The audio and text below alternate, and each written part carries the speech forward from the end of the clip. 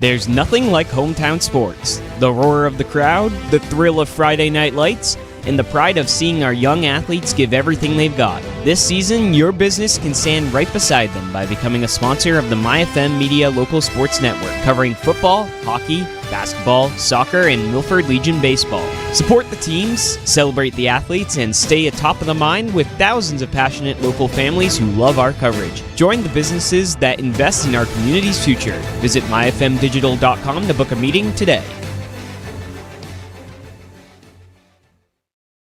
Hey, it's Anthony from the Embroidery Bar in Milford, Welcome on and this into summer it's all about looking your Field best. for From day custom 2 t-shirts, of the hats, and shorts, Massachusetts to tumblers, American keychains, Legion flasks, State file Tournament. openers, and more. We've got everything Welcome you into need the to stand MyFM out Local at the Sports beach, and the cookout, Recreation or Network, wherever summer presented by takes you. Campers Inn RV, your one-stop shop for RV sales, parts, and service. Today we've got an elimination game on hand as Milford Post 59 takes on Northampton Post 28. Dylan Patemery here alongside me, Joe Rice. Welcome into the Milford Legion Baseball pregame show, sponsored by Milford Federal Bank, our community, your bank. Joe, it's a beautiful day for some baseball. It sure is. It's warm, and hopefully the bats are warm as well for Milford, as they had a tough defeat last night, 2-1. Yeah, it was a tough defeat indeed. We knew it was going to be a difficult opponent in Franklin, who is undefeated. They threw out their ace, as Milford threw out their 1B in Josh Giancola, with Ballard dealing with some illness. Ballard is in the lineup for today. He'll be getting to start on the mound, but it was a pitcher's duel, and it went back and forth, and ultimately it was that one shot that Franklin had that took advantage. Yeah, games like that, it comes down to one play, and it was a big play. It was a huge home run in the 6th inning to put Franklin ahead for good. Milford, they had opportunities to score in that game. They just couldn't push any runs across, really, except for the one unearned run on the great pitcher. Well, let's take a look at how the tournament has been lined up. So at 10 o'clock was an elimination game. Beverly Post 331 defeated Greenfield Post 81 2-1. So Beverly advances on. Another day, Greenfield is sent home packing. So Beverly will play tomorrow against the loser of game number 8, which is Sandwich and Franklin at 4 o'clock. As for Milford, it's do or die here against Northampton. The winner of today's game will play the loser of the game at 4 o'clock, which is Hyde Park Post 78 and Leominster Post 151. If Milford is to win, there's a good chance it could be a rematch of the championship game that they played not a couple days ago. Yes, that's right. And obviously those two teams are very familiar with one another. I'd be curious to see how that, what is it, 3rd or 4th matchup of the year? It'd be the 4th matchup of the year. Yeah. I'm curious to see how that would go if that does line up that way. Yeah, and they've all been good ones. It was Leominster won the first one 2-1, and then I believe it was 5-1 or 4-1 for Milford winning. And then in the championship game that went to extra innings, Milford won 11-8, which was really an outlier compared to the other two. And it was a back-and-forth game, if I recall correctly. Milford jumped out to a couple decent-sized leads, and Leominster stormed back. So very interesting potential storyline there. Yeah, obviously that's the potential, but what matters is today, and the focus is on today's game. And Joe, what is this Milford team going to need to do to come out and win this game? They got to take advantage of more mistakes. I mean, there were a couple opportunities last night for Milford to take advantage of said mistakes. You know, they had bases loaded situations. There were errors that Franklin made, but Milford was not able to really push across many runs, obviously only that one run. So if Milford can really do what they have been doing for the past couple of years, going back even just to last year, if they can take advantage of mistakes, they'll be in good shape here today. Crowd is starting to form on in. I see some cars driving in. Not as much traffic, but still a decent crowd here at Pheno Field. It's worth mentioning that Milford today will be the away team. There was a coin toss. Unfortunately, Milford lost out on that, so they're still in their first base dugout, so they still have that, but they will be the away team in today's game, meaning they will be up to bat first. But as you mentioned, they need to take advantage of mistakes, and we mentioned Tyler Ballard is in on the mound. He's probably as good as he can be, but, you know, it's an elimination game. You got to step up. Yeah, and I think if you're Coach DeVito, you have to really look at his first couple innings, right? You're not 100% sure how he's going to look just because he has been under the weather the past few days. You don't know if he's at his full 100% strength. So I think Coach DeVito needs to be on his toes here. If you see something go awry, you don't have much time to really mess around with that. You're going to have to go to different arms. Now let's go ahead and we'll go ahead and look at our starting lineups. Tonight's starting lineups are brought to you by Consigli Ruggiero Funeral Home, located on Water Street in Milford, serving all faiths. David Consigli, director. We go ahead and we'll start with Milford as they're the away team. Joe, if you want to give us that Milford lineup. Sure thing. Leading off, Nick Pedroli playing right field. Then we'll go to Joey McGee at second base, batting second. Jackson Fournier in left field, batting third. Gavin Metcalf, the cleanup hitter, first base here tonight. Sam Schoenberg, the shortstop, batting fifth. Ben Majorano, the sixth hitter, is going to be third base here tonight. Matt Pedroli, center field, batting seventh. Sean Burchard is the DH here, batting eighth. And Nolan Murray catching today, batting ninth.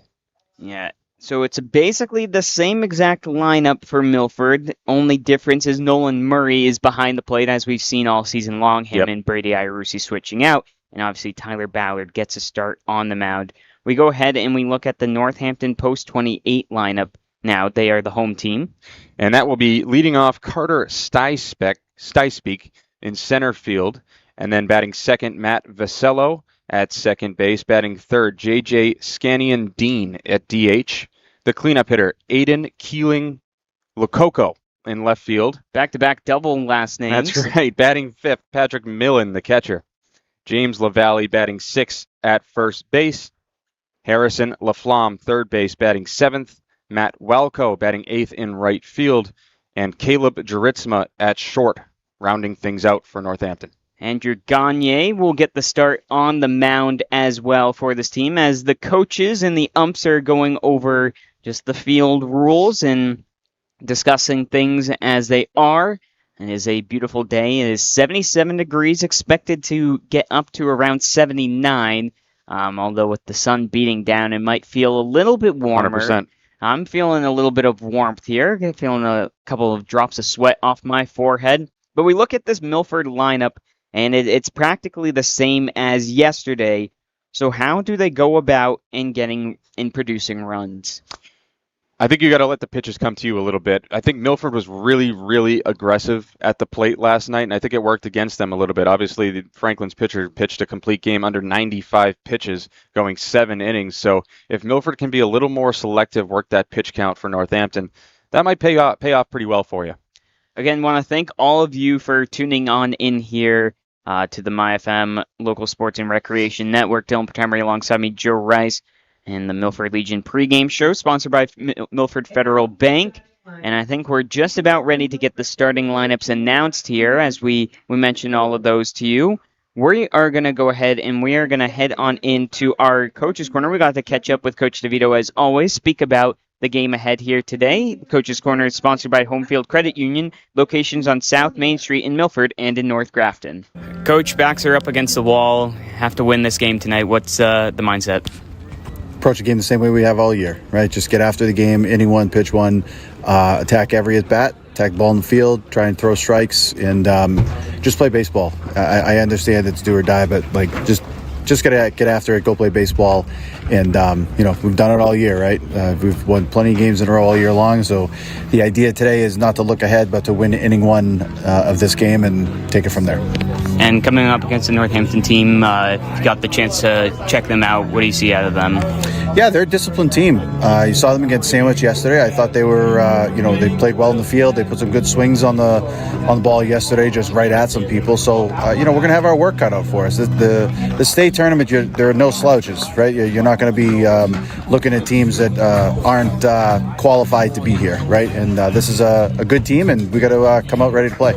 Yeah, and as you mentioned, lots of good teams. Going to see lots of good pitchers. Saw one last night. How important is it in these games to take advantage of getting the runners on bags?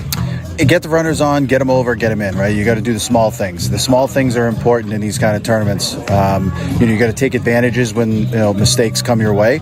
I think long run we're going to be just fine with that. Last night, obviously, like you said, we ran into a really good pitcher. We had some opportunities, and we just didn't capitalize. But that's baseball. That's going to happen. So when we have those chances today, we got to be ready to go and capitalize on those opportunities. Ballard gets a start on the mound. He's back. How's he feeling, and are you expecting him to go as long as he can? I'm definitely expecting him to go as long as he can, right? So he's been battling an illness. So, we'll go with him as long as possible. And at this point on elimination games, right, it's all hands on deck. So wherever we got to go next, we're going to go. And everyone's ready if their number's called. All right, good luck, Coach. Thanks, guys.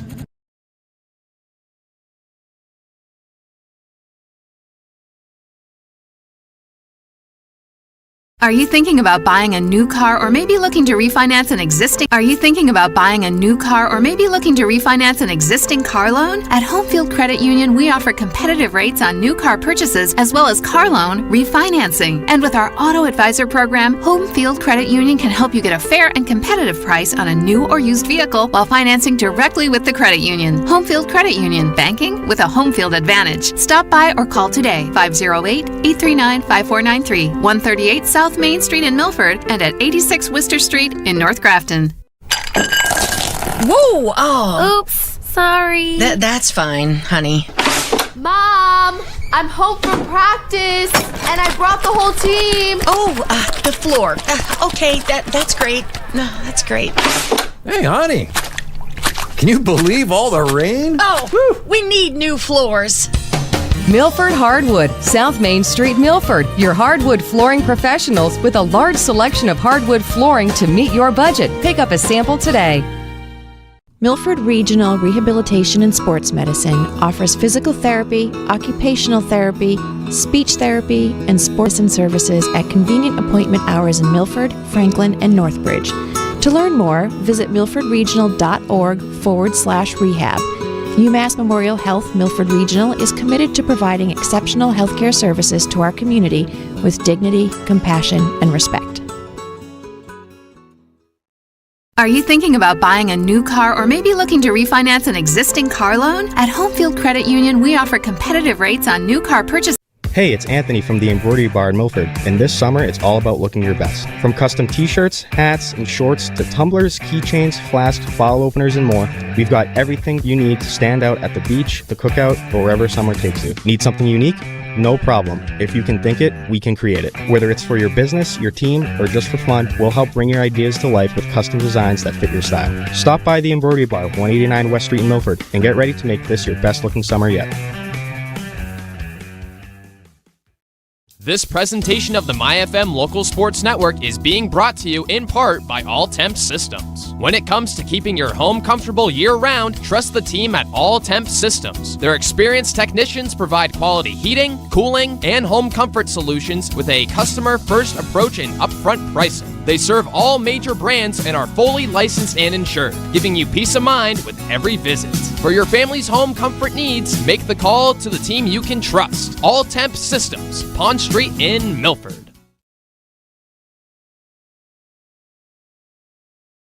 Field, as we're just about ready here on the MyFM Local Sports Recreation Network, presented by Campers Inn RV, helping families create lifelong memories one adventure at a time.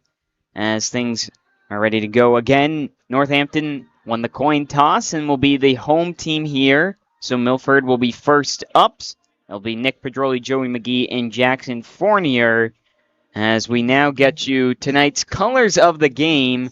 Tonight's colors of the game are brought to you by the Embroidery Bar in Milford, your local custom and embroidery apparel shop. For Northampton, they are wearing the baby blue. And it looks like they also have yellow numbering with dark blue sleeves. And on the hat, it is that dark blue cap with a light blue brim. And I can't quite work out what is on the brim or on the hat. I can't see it either. So it's also a little bright outside. They're wearing the white pants. As for Milford, they're in their yellow uniform with the navy blue Milford across the chest and the navy blue numbers and white pants. As we are getting the warm-up pitches here from Andrew Gagne. He's rocking number 25. It is a left-handed pitcher that Milford will be going up against. So we'll see how that works. Obviously, Nick Pedroli, the leadoff hitter, is a left-hander. Jackson Fournier and Sean Burchard, three of those lefties in this Milford lineup. And as you mentioned, Joe, it's going to be important to attack and get to the pitcher early, but also work up that pitch count. Work up the pitch count, be selective, use your pitch, take it, and take advantage of it. Make sure he's throwing strikes. You don't want to help him out a little bit. We'll get you the fielding lineup out here as well. Starting behind the dish is Millen, obviously with Gagne on the mound. From the diamond from first base over, it's Lavallee, Vasello, Juritzma, Laflamme, and then across the outfield from left to right, it's Keeling, Lococo, Stysbeck, and Walco. Well, looks like we're just about ready here to go. Again, this is an elimination game here for both Milford and Northampton. And with Milford being the host, there might be a little extra pressure on them, Joe. Yeah, I would agree with that. And by tomorrow, there will only be 6 teams remaining in this tournament. And Milford wants to make sure they at least make it to tomorrow and obviously have much bigger ambitions. Focus is on today's game, starting with the lefty versus lefty matchup. Gagne rocks back, and here's the first pitch inside on Pedroli, and it'll be a ball 1. Obviously a much slower approach than what we saw yesterday from Mont.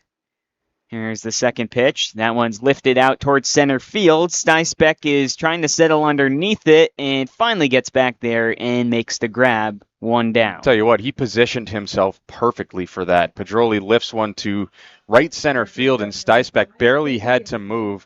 I noticed that right away. He was basically playing in right center field the entire time.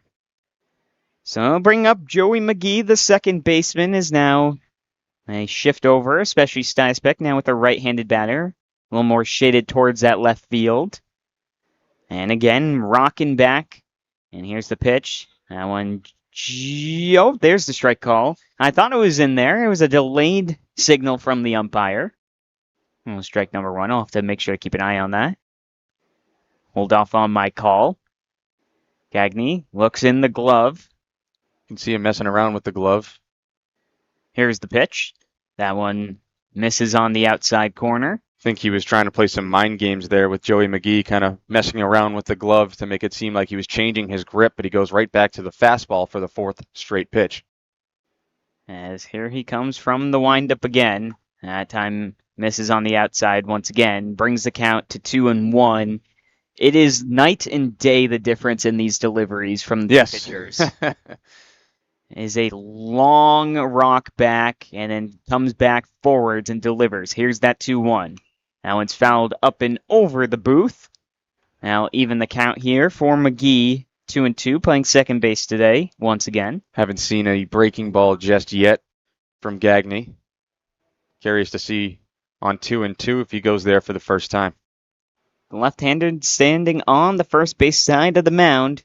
There's a looping curveball that misses way up high. And now comes to a full count. That wasn't a hard pitch for McGee to lay off at all.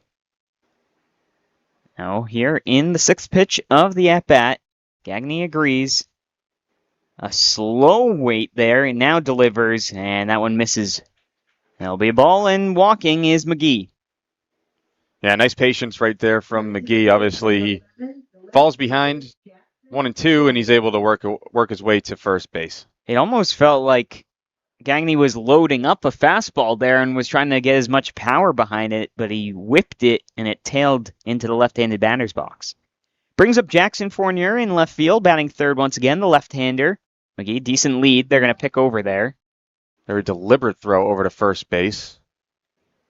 McGee easily able to step back onto the bag. Obviously a left-handed pitcher now working from the stretch, able to keep a close eye. That pitch is lifted out towards center field. Stysbeck is on the run, and he's not going to get there. It's at the wall. It's down and coming all the way around from first base. McGee is going to be in there safe. It's an RBI double from Jackson Fournier, 1 away to start the game for Milford. Great start for Milford. This ball was laced to right center field. Thought for a second, again, based on the positioning of Stysbeck, that he had a chance, but that ball was hit way too hard for him to have any shot. It one-hops the wall, and now Fournier is at second base, 1-0 Milford. Gavin Metcalf comes up. I was thinking the same thing. I was like, that was a beautifully hit ball, but I'm like, oh, Stysbeck is right there once again, but does enough to lift it over his head. 1-0 Milford. Now 1 down. Looks back over at second. Now comes to the plate. That one's fired in for a strike. Yeah, it's a really delayed Take call. Some time with that call. But hey, I'd rather that than have the wrong call. That's fair. Count's now 0-1. Vasello keeping Fournier honest at second base, bouncing back and forth. Breaking ball loops and past the swinging bat there of Metcalf. That's the second breaking ball we've seen so far in this game from Gagne, and this one was a very good one compared to the first one we saw. And definitely a lot of change in the velocity there and a looping curveball as well. Here's the 0-2. Another one. That one drops just a bit high on that curveball. It has a lot of downward dip to it. Bouncing around still there is Vasello. Next pitch, that one spiked in the ground, but nice block by Millen. Brings the count even, 2-2. Now, at what point does the second baseman bouncing back and forth get in the head of Gagne? Right. It's a good question. Comes set, working again from the stretch. There's the pitch. That one swung at and foul tipped. Looked a bit high. Did. I think Metcalf might have helped him out a little bit there. So count will remain 2-2. Because Fournier over there doesn't seem at all worried. He's not shuffling back or anything. He's taking his lead and just standing there. Well, he doesn't have a huge lead over at second either, so. Here's the 2-2. Curveball, foul tipped, and goes foul. That was a good pitch right there from Gagne. That was going to be borderline. It could have been called a strike, so nice job by Metcalf to fight that one off and stay alive. It was up and in, and it looked like it was just about going to drop in there. Time called as the ump is going to clear off home plate. But again, this is what you need to do. You need to get to the pitcher, and Metcalf's doing that. He's fouling the ball and staying alive on the plate. Yep, Gagne already at 15 pitches here in the first. Still only one out. Again, Fournier on second after the RBI double that he laced to right center field. Here's the 2-2 once again. That one swung off a slow roller over to the third baseman. Laflamme can't quite handle it, and so it's going to be an infield single for Gavin Metcalf. Yeah, I agree. Definitely an infield single right there. A slow roller, tough play right there for Laflamme to come up with the baseball. He bobbles it around Metcalf at first base, and Fournier advances to third as well. So it'll be first and third for Milford. That brings up Sam Schoenberg, who has started to falter a little bit at the end of the season, but he can get hot anytime. He went 0 for 2 yesterday. Joe is dancing around me as there is a bee in the way. Joe is allergic, so we don't want him getting stung. The first pitch to Schoenberg is on the outside corner for a called strike. Yeah, I deal with it every year with these bees. I think they just like to mess with me. Just get a nice little netting to put up here. Or maybe we'll just put you in a beekeeper suit. Yeah, that's not a bad idea, actually. Here's the 0-1. That one's foul tipped. Heads up. I think everyone's okay over there. Brings the count to 0-2 here to Schoenberg. I'll put you in one of those giant hamster balls. Yeah.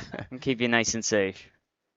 0-2, runners on first and third, one down here in the top of the first. Milford leading 1-0. Again, they are the away team today at Pheno Field, and stepping off is Gagne as he just wants to reset.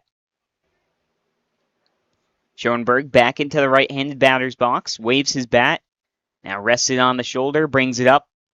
Here's the 0-2 pitch. Breaking ball down in the dirt. Schoenberg thought about it for a split second, but able to hold off. 1-2. Well blocked behind the plate by Millen. And with how that ball drops, you got to be weary and good at shifting to make sure none goes past you. 1-2. Staring at first base over at Metcalf. Now comes to the plate. That one off the inside of the bat. Foul down the first base line. For a split second there, I thought he was going to find the foul line right there. Slice foul. Instead, the count stays 1-2. Now getting ready for pitch 21 from Gagne. Here it is. The looping curveball just misses up high. Yeah, it looked like it landed in the zone, but I don't think it crossed in the strike zone. So good call, I think. Yeah, when it came behind into the glove, but it matters when it crosses the plate. 2 balls and 2 strikes. Now is the count to the shortstop Schoenberg. Here it is. A slow chopper. It gets through the 6 hole into left field. That is going to score Fournier. And it's an RBI single for Sam Schoenberg. Yeah, great start here for Milford in general. Just working every single count. A lot more competitive, these at-bats here in the first inning compared to last night, Dylan. I would totally agree. Now up to 22 pitches. I believe it was a 13-pitch first inning yesterday from Mont. Now you got runners on first and second, and Ben Majorano to the plate. That's 3 straight hits for Milford. As Gagne's taking extra time. Is he lacing up his glove? What's he doing? We're getting his stoppage here. Couldn't tell what he was doing. He was playing with something in his hands. It wasn't his glove. Yeah, not sure. He comes back on the mound now after giving up 3 straight hits. It's 2-0 Milford. Come set, runners on first and second. First pitch to Majorano's inside and high. We'll start off 1-0. 23 pitches so far. Working from the stretch. Schoenberg on first, Metcalf on second. Here's the pitch. That one's hit up towards the shortstop. Juritzma flips it over to second base and gets there just in time, beating out the slide from Schoenberg. Courts a second out on the fielder's choice. So nicely done right there for Juritzma. Thought he could have charged it a little bit more, maybe to try to force a double play, but they do get one. 2 outs now. Brings up Matt Pedroli, who drove in the only run yesterday. He's got runners on first and third. Metcalf advanced over to third. Majorano reaches on the fielder's choice at first. Wouldn't be surprised to see Majorano maybe with some movement. He is a fast runner out there. Has the oven mitt on the right hand. And you can just tell from his demeanor, it looks like he's going to go. And that's why they're going to check back and sliding in there as Metcalf took a bit of a lead once it was thrown. Tell you what, Gagne takes a long time to throw over to first base. If you're on your toes at third, you may be able to time that up. Here's the first pitch. That one's a chopper to the third baseman. Tries to glove it. Gets to the shortstop. The throw is not in time. Almost had a 5-6-3. But instead, it's a single there for Pedroli as he beats it out and drives in another run. It's 3-0 Milford. That ball was hit so hard that the deflection off Laflamme's glove landed in Juritzma's glove, and he still had time to potentially throw over to first base and get the third out, but Pedroli's speed is able to beat it out, and it's 3-0 Milford. It was almost an incredible play there from Juritzma. But instead, now a 3 marker here in the top of the first for Milford. Brings up Sean Burchard. The left-handed batter as the outfield shifts. So does the infield. The second baseman, Vasello, is playing closer to the first base bag. Somewhat in between, splitting down the middle, first and second. Pedroli's on first. Majorano's on second. Here's the pitch. Burchard pushes that towards left field. It's going to go foul, though. Late on that swing. Lots of speed on the bags for Milford right now. If Burchard can get one to the outfield, Pedroli will be on his horse. Matt, that is, at first. Gagne comes set. Here's the 0-1. That one's in the dirt. And staying home will be Majorano. Was about a third of the way to the third base bag. Evens it up at 1-1 here in the top of the first for Massachusetts American Legion Baseball State Tournament. It's an elimination game. The next pitch fired up high. Brings the count even and a balk. So the pitch won't count, I believe, right? Correct. So it'll remain 1-1. But now you can shift Majorano to third and Pedroli to second. And again, it was Vasello running all the way over to second base, and I'm not sure if that messes up with Gagne. So 1-1. Gagne's going to go back into the windup here now as he rocks back the pitch. Burchard lifts that one up and over the box here. A high looper foul. 1 ball and 2 strikes now to the left-hander. Yeah, so I think Gagne started to come set, and then he briefly paused for a moment, then went back to a set. Gotcha. I think it was a bit of a late call, but they did call it. There is the 1-2. A looping curveball. Burchard swings at that one, and it's going to loop and drop into center field. It's going to easily drive in two, and Burchard could maybe go two himself, but not. He's going to stay home, but nonetheless, 5 runs across the board now for Milford. Yeah, Milford has broken this one open early on. Great job, great piece of hitting from Sean Burchard. And the reason why you said he could have gotten to second base, Dylan, was because it went under the glove of the center fielder, Stysbeck, but good backup right there from Matt Walco to prevent that. Well, Milford giving themselves plenty of room here and helping out ace Tyler Ballard. As now stepping in will be Nolan Murray. And taking off is Sean Burchard, and he's going to be in there safely as soon as he started rocking, because for some reason Gagne decided to go from the windup. He just took off for second base, a heads-up play. Nolan Murray now has a runner in scoring position with 2 down. Comes set. Here's the pitch. That one's up high. It'll be a ball. Counts 2-0. Milford with a chance to hit around here in the top of the first. Nick Pedroli, who flew out to center to start, is in the on-deck circle. Should Murray reach, he's ahead 2-0. The next pitch. That one's fired up high. And it'll bring the count to 3-0. 32 now, thrown from Gagne. Looks on in from the stretch again. He's working. Here it is. Murray takes that the whole way. It's in there for a strike. So I figured it out. The umpire screams strike first, and then he has a delayed sign. So we can't hear it with the headsets on. 3-1, the pitch. That one's in down low. Murray will take the free bag. And we're back to the top of the lineup, as it looks like we're going to have a mound visit here. And you got to wonder, how short of a leash are you going to give here to Gagne with do or die on the line? Definitely a question here. Got to wonder about the pitching depth, obviously. Not every team has, arms on deck ready to go all the time, and that's a tough situation in this state tournament. You got to have a lot of arms to win a tournament like this. Well, they're going to leave him out there at least for one more batter. Pedroli, he got him to fly out to right center field. But Nick is going to look to try and poke one in and get the runs flowing some more. Already 5 across the board for Milford. Burchard's on second. Murray's on first. First pitch is a pop fly. Not going to leave the infield. The third baseman settles under and makes the grab LaFlamme. And that does it for the inning, but not before Milford can put a 5 spot up here in the top of the first. We'll be right back on the MyFM Local Sports and Recreation Network, presented by Campers Inn RV, your headquarters for camping, road trips, and summer fun.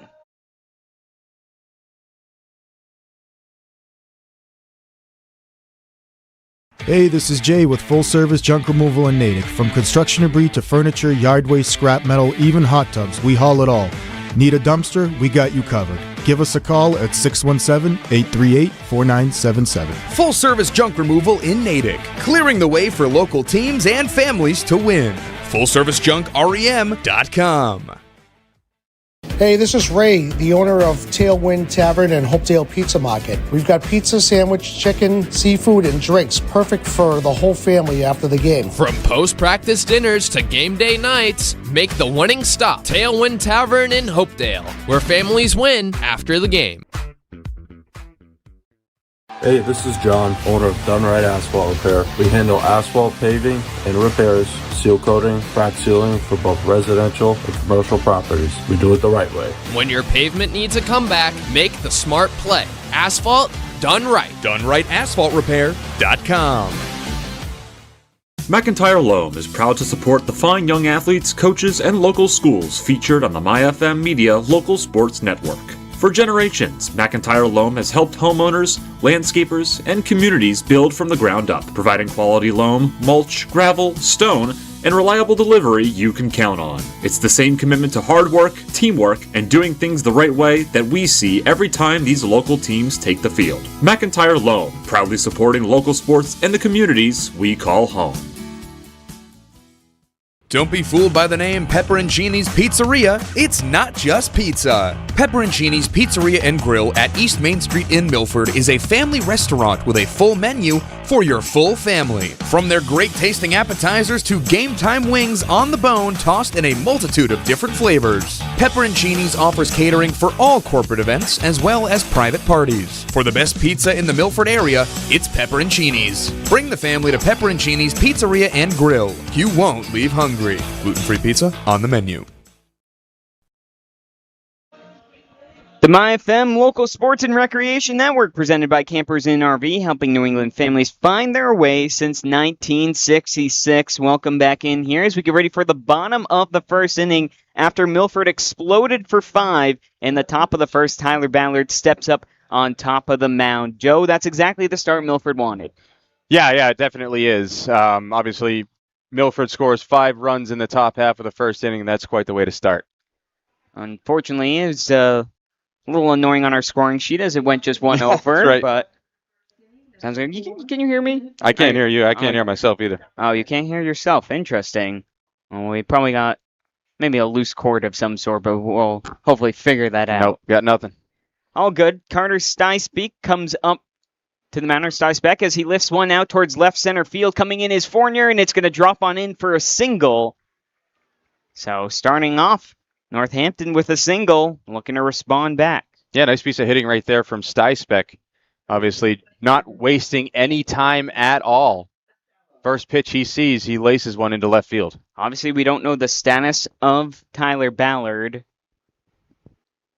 and how exactly healthy he is, or how well we should say he's feeling. It might take him a batter or two to lock back in. It took that for Gene Cola as well here at the States. Next pitch, fastball is foul tipped. Well, and don't forget, Dylan, he had a lengthy wait as well, being being that Milford hit to start this game. It was a longer top half of the inning. Count is 0-1 here to Vasello, the second baseman. Styspeck on first base, a small lead. Barely a step off. That one's hit towards right field. Tracking back is Nick Pedroli. He settles under and makes the grab and records the first out for Ballard. Very aggressive approach so far for Northampton. 3 pitches seen, and they put the ball in play twice. Here comes the DH, J.J. Scanyon-Dean. We saw him yesterday when he was playing the game, and he definitely stands out as one of the bigger players on the diamond. For any team. The left-hander. No batting gloves either. Shows bunt. The runner takes off the second. The throw down from Murray. Schoenberger can't get the tag. A nice swim move there from Styspeck. That was a close play. Looked like Murray hesitated for a split second there. I don't know if he knew that the runner was going. Either way, it was very, very close at second base. I think that little hesitation from Murray might have cost Milford an out. Yeah, Styspeck thought the bunt was going to put down, and he was stealing. Pulling back, though, was Scanyon-Dean. Now he's got a runner on second with a 1-0 count as he waves the bat around in front of the plate. Ballard, here's the pitch. That one's up high. Brings the count 2-0. Ballard now working from the stretch. If you look at the way he waves his bat, he sticks his index finger, like points it in the air, too. It's a bit odd. It is indeed. He does it with both his index fingers, actually. Here's the 2-0. That one's hit out towards left field. Fournier stays right put. It falls right into his glove. Not a step needed to be taken. And just like that, 2 down, only 6 pitches thrown from Ballard. Yeah, I think Milford will take that. Ballard's proving that he's going to throw strikes here today, and if they can keep that pitch count down, that's only beneficial. So 2 down brings up the cleanup hitter, Aiden Keeling-Lakoko. It's a fun name. Ballard looks on in. Now comes set. Taps the foot 3 times. Here's the pitch. Goes with the breaking ball, and that one's in there for a strike. Nice pitch there. Yeah, beautiful breaking ball that time. Ballard obviously known as a power pitcher, but he does have a nice breaking ball from time to time. His last time on the mound, we saw him use the breaking ball a lot more. Looks back at second. The 0-1 pitch. That one misses up high. Well, even at 1-1, it is practically clear skies here at Pheno. As we look on into Milford, downtown. Here's the 1-1. That is a fastball on the outside for a called strike.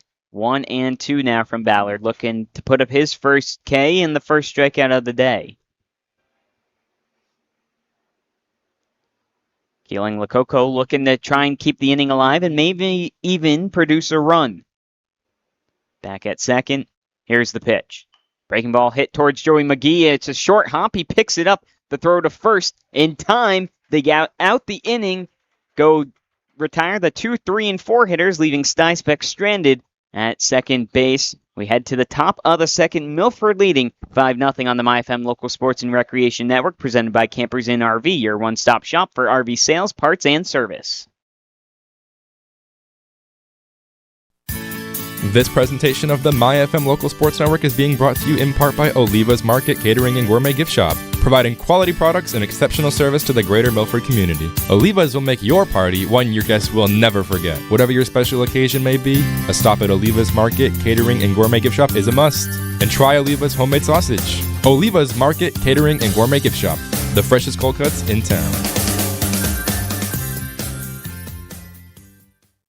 This presentation of the MyFM Local Sports Network is brought to you by PJ's Restaurants. Enjoy authentic barbecue at PJ's Smoke and Grill in Midway. Award-winning wings, burgers, and steak tips at PJ's Bar and Grill in Bellingham. Or all-day breakfast and lunch at the newly reimagined Miss Menden Diner. PJ's Restaurants, proud supporters of local sports and proud sponsors of the MyFM Local Sports Network. Hi, I'm Chris Foley, president of Unibank. Beyond banking transactions, Unibank's mission is to serve the Central Mass community through our philanthropic efforts. The more checking and savings accounts that you entrust to us, the more we're able to give back to nonprofit organizations. We have 14 convenient locations across the Central Mass region, and switching to us is an investment in your local community. Member FDIC, Equal Housing Lender, NMLS number 583135, unibank.com.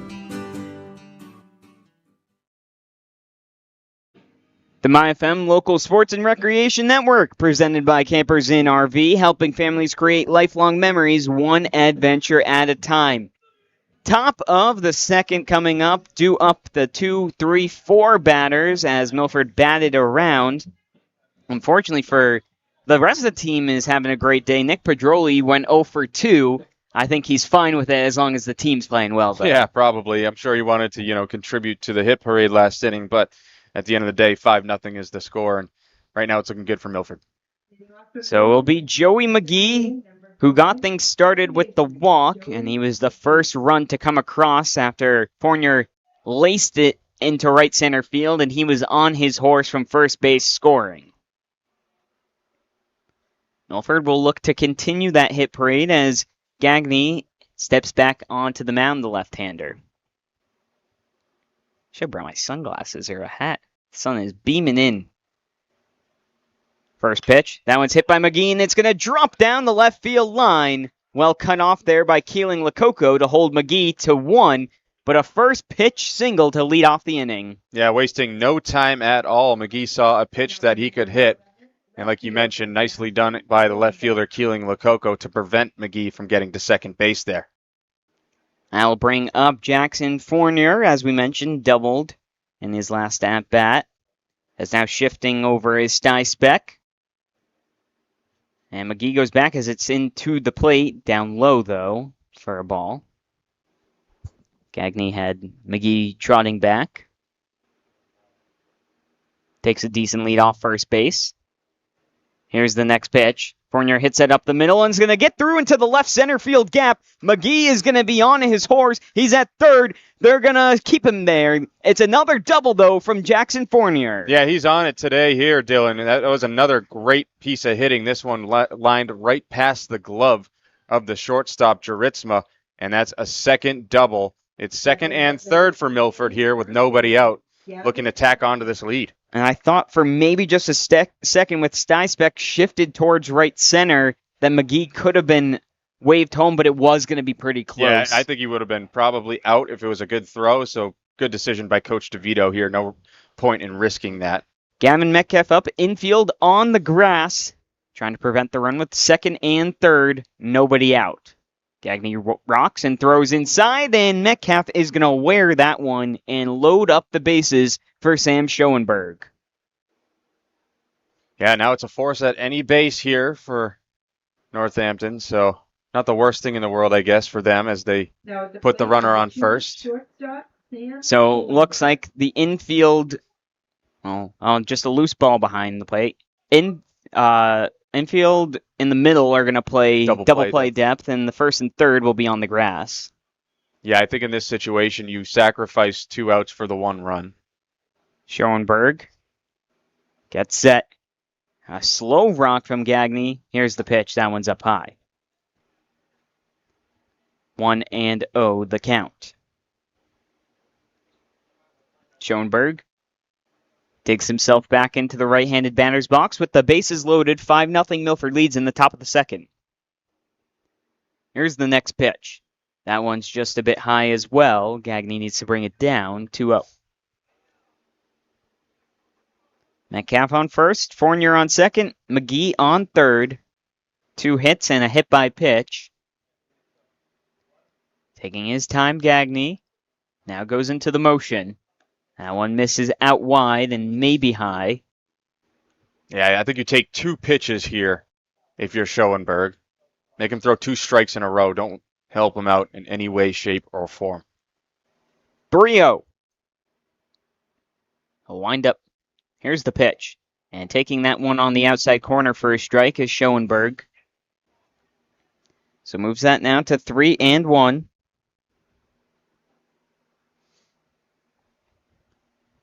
Comes set. Taking a long time. Now goes into the motion. The next pitch. That one's up high. And Schoenberg will take the walk, the RBI, and brings across run number 6 for Milford. Yeah, nice selective hitting right there from Schoenberg. He was a little tempted at that 3-1 pitch, but it does miss high. And it's 6-0 Milford as we're going to get a meeting at the mound. Will this be it? And we'll see what they're going to do. Right now, it's just the coach, the pitcher, and the catcher up there. And it's a short one. Maybe tell him he's got one more batter in him. Yeah, again, when the bases are loaded and the team's hitting well, you see that one that's up there, you want to try and hit it and drive in multiple. But Schoenberg shows the discipline. Well, the last thing you want to do is let a pitcher off the hook when he's in trouble. And I think that's a great job by Schoenberg not to get overzealous. So here's Majorano now at the plate. He takes the first pitch up high for a ball. And with how the pitcher, Gagne's been throwing, you think Majorano might wait to see a strike or a perfect pitch.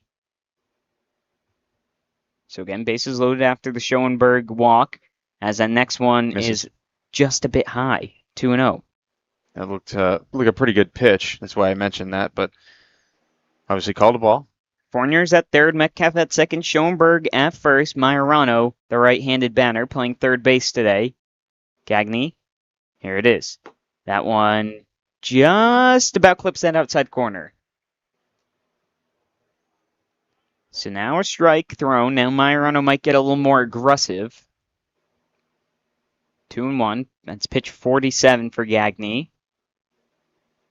Here's the next one. That one's lifted out towards right field.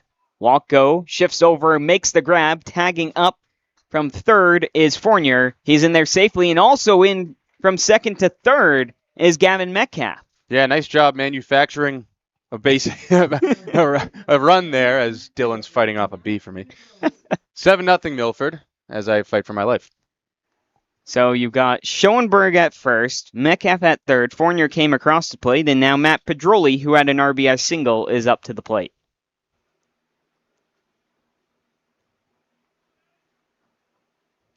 Very straight up stance from Matt Pedroli. That one inside as he shuffles away. 1-0. Curious to see if Schoenberg's going to take off here. It's first and third with less than 2 down. And there he goes. Pedroli swings on that one out towards center field and coming in and not going to be able to make the grab. It drops on in there, picked up by Walco.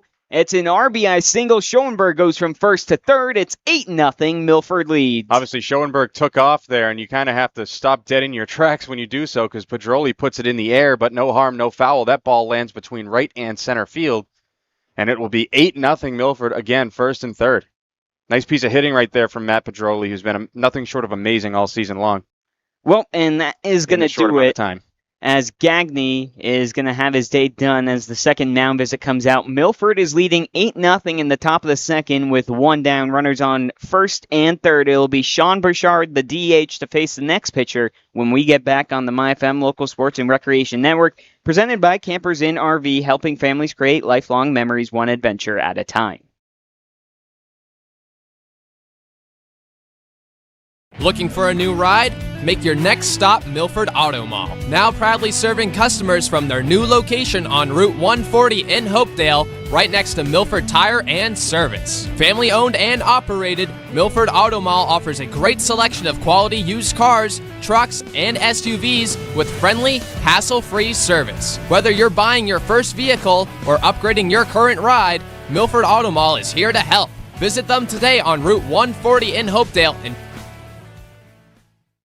Does Milford Federal have solutions for my business needs? If you're talking to banks about your commercial lending needs, then let Milford Federal be part of the conversation. Whether you're purchasing property, expanding your business, or refinancing debt, setting up the right financial structure is key to long-term success. Their commercial lending team will work with you to understand your current objectives, define your future goals, and recommend a solution that's tailored to your business. Call Milford Federal Bank at 508-381-5208. Our community, your bank. Member FDIC, Equal Housing Lender, NMLS number 465956.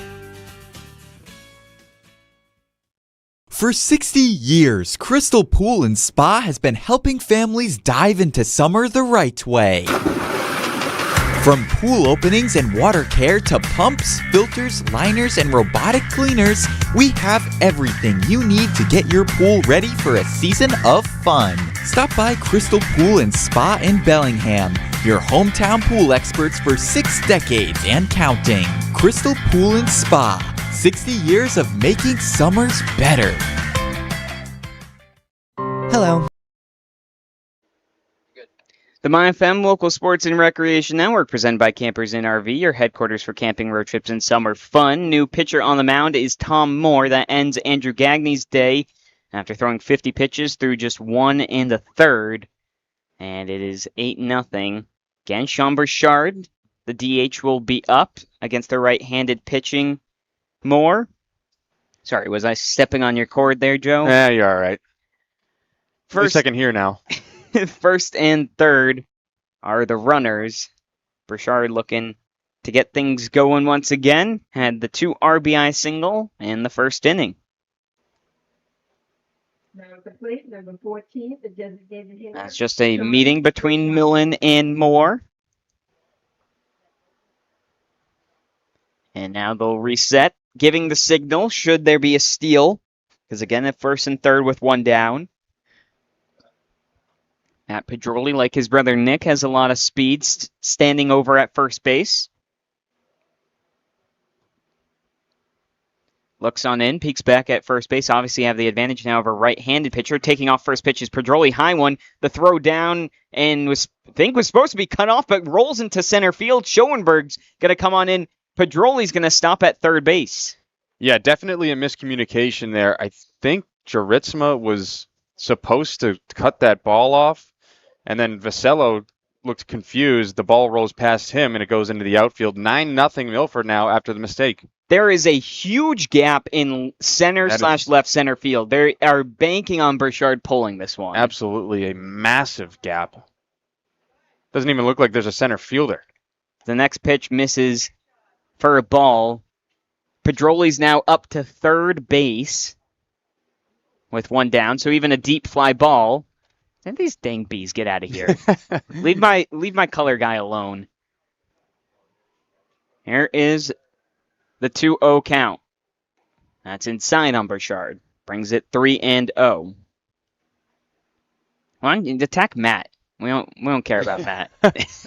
I'm just kidding. Matt's operating our camera here today. We got Ty doing the operations on the ads and everything technical that you could ever want. Here's the 3-0 pitch from Moore. That's inside, and taking ball 4 will be Burchard. He'll trot on down to first base, and it'll bring Nolan Murray to the plate. Coming to the plate, number 6. Again, it's 9-0 Milford here. 4 runs have come across the board in this top of the second order. Steps on into the right-handed batter's box. Moore working from the stretch once again. Now comes set. Here's the pitch. That one's down in the dirt. Well blocked behind the plate, though, from Millen. 1-0. Moore has yet to throw a strike here since coming into the game. Got to just get one over here. Murray wades the bat around. Here's the 1-0. That one's in the dirt as well. He skipped a lot of them. It's now 2-0. Has thrown 6 straight balls. As he has to take a deep breath up on the mound. As the sun shines down on Fino Field here in the state tournament. Here's the 2-0. That one's up high now. Has to find that in between with a 3-0 count coming up.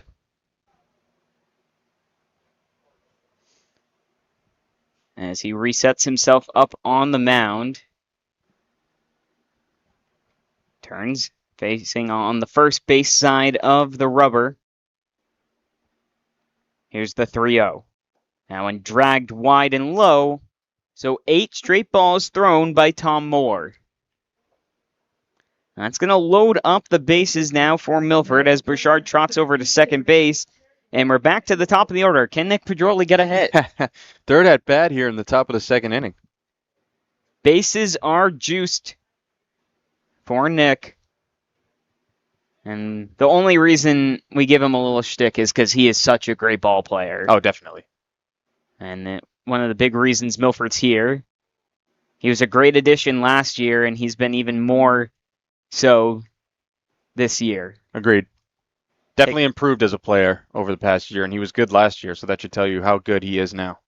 Count is 0-1 as the first strike from Moore. The next one that misses way out wide to the left-hander. 1 ball, 1 strike. Still just 1 down here in the top of the second. It comes set. There's the pitch.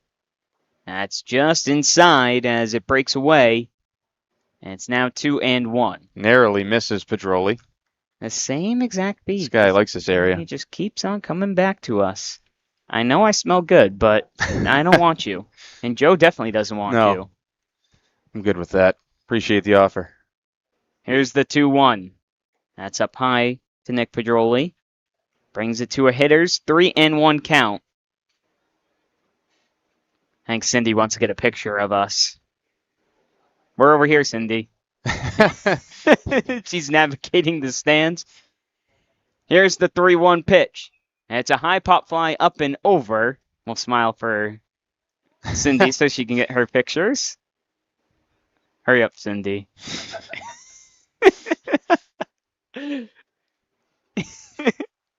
Oh, she wants Ty to fit into the picture too. Ty, come on in here. Get in. There we go. There we go. You guys haven't missed any pitches. Count is full now to Nick Pedroli. Here it is. He swings on that one, a high chopper back to the pitcher. He throws it to first, but drives in a run, just I think a little bit unsure. Yeah, he didn't know what to do with that baseball. I think he had a chance at, 1, going home with it, getting the force out at home, saving a run. And 2, if he looks towards that second base, you have the possibility, if you're fast enough, for a double play. Well, he doesn't get a hit, but drives in a run, does Nick Pedroli, and makes it 10-0. And we have hit around the order once again. It's Joey McGee with 2 down, runners on second and third. And he almost wears it when it goes to the backstop, running all the way in, and easily is Sean Burchard, and he gets pegged with the ball. Well, if it wasn't... Well, he's going to advance home, too, so that's 2 runs. And then now comes in Nolan Murray behind for Sean Bouchard, who took one on the right arm. Yeah, this is not the cleanest of games. Milford taking advantage, though, and that's the key. That now makes it 11-0. Or it should be 12. Yeah, I was just going to say 12. 12-0. As home plate is cleaned off, Sean Bouchard is doing the DHing, so he at least has some time to rest that arm and make sure it's okay. Joey McGee with a 1-0 count. Moore comes set. Here's the pitch. That one's up high. 2-0.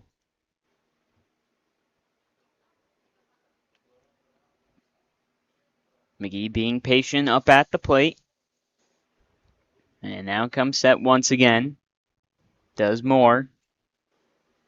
That one pulled up high as well. 3-0. He just can't locate the strike zone right now. He's having a bit of difficulty.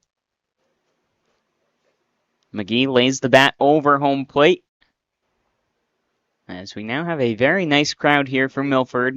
Watching Milford take a huge lead. That one drops in there just a bit outside, actually. So a 4-pitch walk once again from Moore. That'll bring us up to Jackson Fournier. The left-hander has 2 doubles on the day. Yeah, he's been their best hitter. There's been a lot of good hitters for Milford here so far today, but Fournier has definitely stood out. Moore looks over at first at McGee. Small lead. First pitch. That one just misses outside. That'll bring the count 1-0 here. The sun continues to beam on down. I'm feeling it a lot. I don't know if you're feeling it, Joe, but I'm feeling it. I know you like the heat a little more than me. Yeah, though. you can't hack the heat. I cannot, as that one's tailing out wide.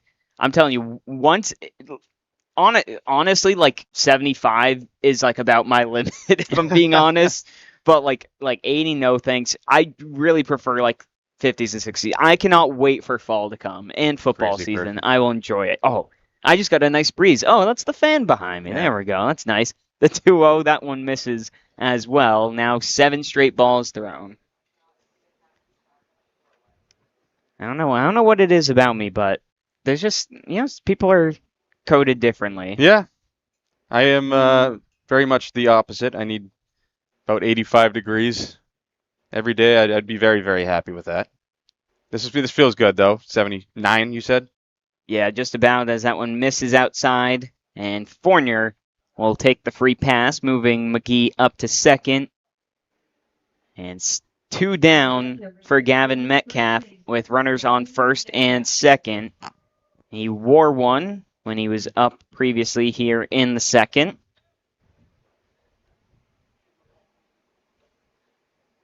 Moore agrees to the pitch, peeks over at first, now comes set.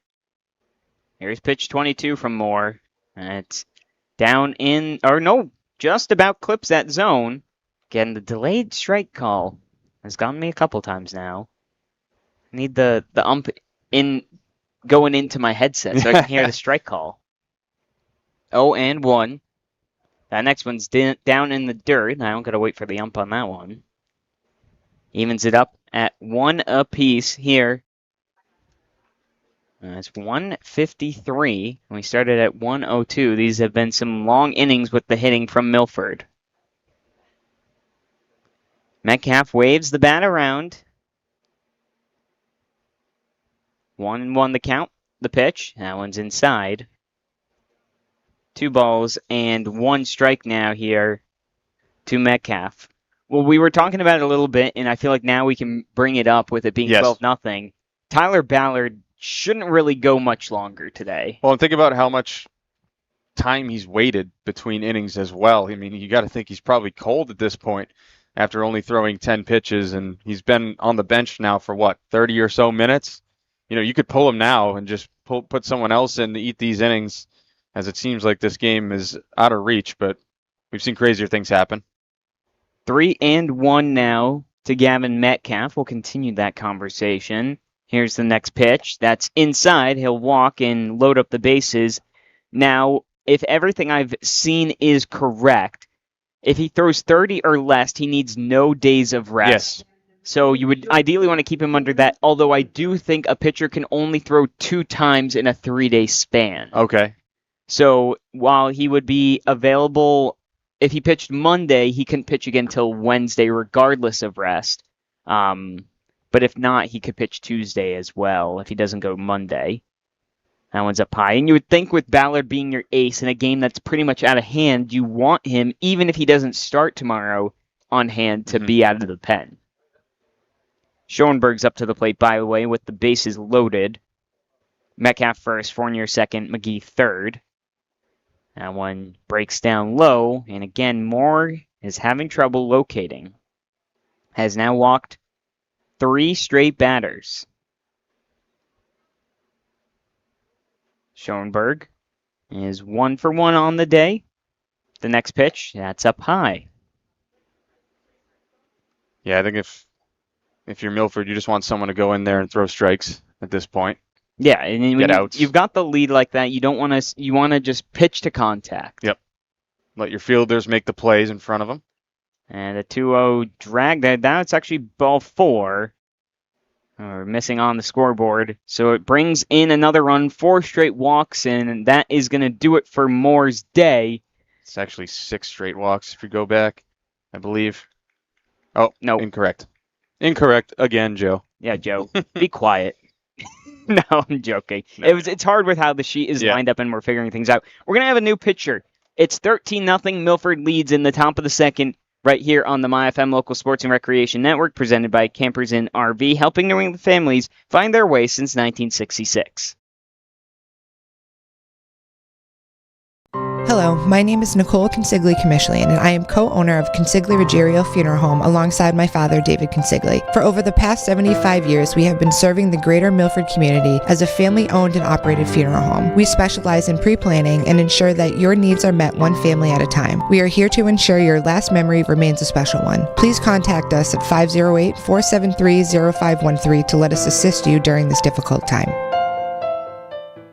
Are you thinking about buying a new car or maybe looking to refinance an existing car loan? At Homefield Credit Union, we offer competitive rates on new car purchases as well as car loan refinancing. And with our Auto Advisor program, Homefield Credit Union can help you get a fair and competitive price on a new or used vehicle while financing directly with the credit union. Homefield Credit Union, banking with a Homefield advantage. Stop by or call today, 508-839-5493, 138 South Main Street in Milford and at 86 Worcester Street in North Grafton. Whoa! Oh. Oops, sorry. That's fine, honey. Mom, I'm home from practice, and I brought the whole team. Oh, the floor. Okay, that's great. No, that's great. Hey, honey. Can you believe all the rain? Oh, we need new floors. Milford Hardwood, South Main Street, Milford. Your hardwood flooring professionals with a large selection of hardwood flooring to meet your budget. Pick up a sample today. Milford Regional Rehabilitation and Sports Medicine offers physical therapy, occupational therapy, speech therapy, and sports and services at convenient appointment hours in Milford, Franklin, and Northbridge. To learn more, visit milfordregional.org/rehab. UMass Memorial Health Milford Regional is committed to providing exceptional healthcare services to our community with dignity, compassion, and respect. Welcome back to the MyFM Local Sports and Recreation Network, presented by Campers Inn RV, your one-stop shop for RV sales, parts, and service. Ben Majorano's up as he swings and hits that one out towards center field. It's a slow blooper, and it's going to drop on down. It's going to score 2. As the throw is not going to be in time, Majorano advances over to second. A 2 RBI single makes it 15-0 Milford. Yeah, nice way to just find a hole there for Majorano to tack on to this massive lead for Milford. Schoenberg advances over to third base. Matt Pedroli comes up to the plate. The new pitcher is Vassallo. We're just getting some changes here, trying to get everything written down. Some shifting in the fielding here for Northampton. We're getting a stoppage here as well, so that should give us some time. So Lavalley's now in left field.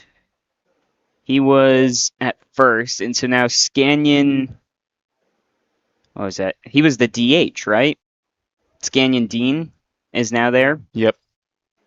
Okay. Get down as Matt Pedroli lifts that one out towards left center field. It's going back, and it's down at the wall. It's going to score 2. It's a 2 RBI double for Matt Pedroli, and the onslaught continues 17-0. Seems like every game Matt Pedroli has multiple hits, and he is 3 for 3 today already. I'll now bring up Sean Burchard. This is my buddy's back again. I think we got all the changes. So Scanyon, as I was writing that, Scanyon Dean. And we'll get the batting order changes later. That's a later problem. Now Sean Burchard. That one misses out wide. Again, this is an elimination game. As Burchard lifts one to center field, tracking back is Steispec, and he will finally end the inning. As that'll do things, Milford puts up a whole lot of runs, 10 in fact, or 12 in fact, on the inning. It's 17-0, heading on in to the bottom of the second right here on the MyFM Local Sports and Recreation Network, presented by Campers Inn RV, helping families create lifelong memories, one adventure at a time. Hey, it's Anthony from the Embroidery Bar in Milford, and this summer it's all about looking your best. From custom t-shirts, hats, and shorts to tumblers, keychains, flasks, bottle openers, and more, we've got everything you need to stand out at the beach, the cookout, or wherever summer takes you. Need something unique? No problem. If you can think it, we can create it. Whether it's for your business, your team, or just for fun, we'll help bring your ideas to life with custom designs that fit your style. Stop by the Embroidery Bar, 189 West Street in Milford, and get ready to make this your best looking summer yet. This presentation of the MyFM Local Sports Network is being brought to you in part by All Temp Systems. When it comes to keeping your home comfortable year-round, trust the team at All Temp Systems. Their experienced technicians provide quality heating, cooling, and home comfort solutions with a customer-first approach and upfront pricing. They serve all major brands and are fully licensed and insured, giving you peace of mind with every visit. For your family's home comfort needs, make the call to the team you can trust. All Temp Systems, Pond Street in Milford. Hey, this is Jay with Full Service Junk Removal in Natick. From construction debris to furniture, yard waste, scrap metal, even hot tubs, we haul it all. Need a dumpster? We got you covered. Give us a call at 617-838-4977. Full service junk removal in Natick, clearing the way for local teams and families to win. FullServiceJunkREM.com. Sports and Recreation Network, presented by Campers Inn RV, your headquarters for camping, road trips, and summer fun. Well, we went through a lot of banners there before Burchard, what was it, to center field, right? He flew out? Yes. I forgot to write it down. Flew out to center field, and we now bring it back to Northampton, and I believe it should be Patrick Millen, the catcher, now up to the plate. We might have some changes, so we'll keep an eye on that. It does look like, I think it's Martirano who went out to the bullpen for Milford. Again, as we anticipated, Ballard's probably not going to go. He's probably going to do this inning, and that will probably be his day. I would assume, unless they have no intention of pitching him tomorrow, then you could get over that 30 threshold and get to 45. Millen lifts that one towards right field. Coming in and making the grab is Nick Pedroli. And one down. Well, I mean, if he pitches like that, you can pitch him a couple more innings. Right. He's kept that count down. Only 11 pitches and 4 outs recorded. And now brings up James Lavallee. And again, here, Ballard's pitching the contact. Yep, and that's exactly what you want to do when you have a lead like this. Next pitch, breaking ball. That one was almost a beauty, though, on the front door. 1-0. Comes set. Here's the next pitch. He drags that one. So he has to reset himself. 2-0 is the count. I believe it's only Martirano warming up. So one has to assume that he will be coming into the game. That one in there for a called strike. 2-1. I don't know how you're picking up that. I just hear it. I hear him yell. You know, better ears than me. 2-1 is the count. Here it is. That one's in the dirt. Well, I think it's harder to announce play-by-play and hear the umpire. And Yeah, that's true. You're paying attention to all the sounds and everything that's going on out there. 3-1 the count now here to Lavallee. Ballard hits the outside corner for a strike. See, now part of me is just guessing as well. Well, the batter didn't run towards first base there, so. Yeah, that helps. Brings the count full here. Ballard from the windup. The payoff pitch. I want a slow chopper, and I don't know what Murray was doing, because it looked like it landed foul. He tagged the runner, but it's a foul ball. So Ballard will have to go at it once again. Waves off the first one, and now agrees. Payoff pitch number 2, way up high, and is going to walk a man. Yeah, you just want to make sure you're throwing strikes here. Keep that pitch count down. Well, and you mentioned it. He sat on the bench for what feels like might have been 40 minutes, honestly. Yep. We had 2 pitching changes, and they almost hit around the order twice. Yeah, they had about 16 batters in that top of the second. Now brings up Harrison Laflamme, who's got a big wave of the bat, now settles it on his shoulder. First pitch is lifted foul. Will be 0-1. So Ballard is now at 18 pitches. Check that, 19 pitches. This will be number 20. Yeah, again, they're not going to let him go over that. Even if it's in the middle of an at bat, they will pull him, I'm sure. Unless they don't want to pitch him tomorrow. You think about 2 days down the line, but. Here's the next pitch. That one gets loose, and that hit him? That hit off the ump. That's the conversation between third base coach and umpire, and now the umpire will call everyone in. To me, it didn't look like it hit him. It looked like it went off of the umpire. Now, the umpire definitely took some of it. Well, and the hitter didn't run towards first or even act very confused. And he still has the bat in his hand. He's shrugging his shoulders as well. So I don't know if that got a piece of him. And yeah, they're saying he's staying. Yeah. He didn't get hit. I didn't think he got hit either. But the third base coach was adamant about it as he came running down. So I believe still 1-1 is the count. Yes. Ballard on the mound. Working from the stretch. Here it is. Just clips that outside corner again. 1-2. Looking to pick up the first strikeout of the day for either team. Comes set, working on the first base side, Ballard. That one almost hits the head there of Laflamme, goes over, and taking second base will be Lavallee.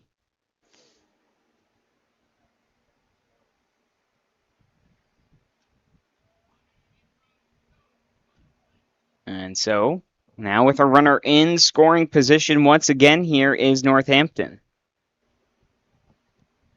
Ballard looks on in, waving the bat once again is Laflamme. Here's the next pitch. That one's foul tipped. And it'll remain 2-2. Ballard up to 23 pitches. Yep. It's getting awful close to that 30 marker, which is the difference maker. I guess we'll see what the strategy is here. It'll kind of tip their hand, right? If you think about it. I mean, you'll know who's going to pitch tomorrow, whether or not Ballard is yanked in less than 7 pitches. Looks on in. Agrees, now comes set. Here's the 2-2 pitch. That one's outside. And he yanked it a bit. Yeah, and this is the issue with waiting so long on the bench. You're coming in cold, basically. Mm-hmm. I mean, he was sitting on the bench for about 40 minutes, and it does appear that finding the strike zone is a little more difficult here in this second inning. Brings the count full now here for Ballard. Here is the payoff pitch. This one's lifted into shallow right field. Pedroli's coming in. He settles underneath it and makes the grab, and that's 2 down. So we'll see here. It looks like they're going to keep him on. 25 pitches, so this is it. He's probably going to have to rest one day unless they do yank him. Well, he'll have at least 5 pitches. Again, we'll wait and see. Nothing yet. Matt Walco, the right fielder, batting 8th, is now up with 2 down and a runner on second base. See DeVito and Cormier having conversations in front of the bench. Well-experienced coaches. That one's in there for a strike. Definitely know more what they're doing than we do. Oh, absolutely. That's why we're up here. Count is 0-1.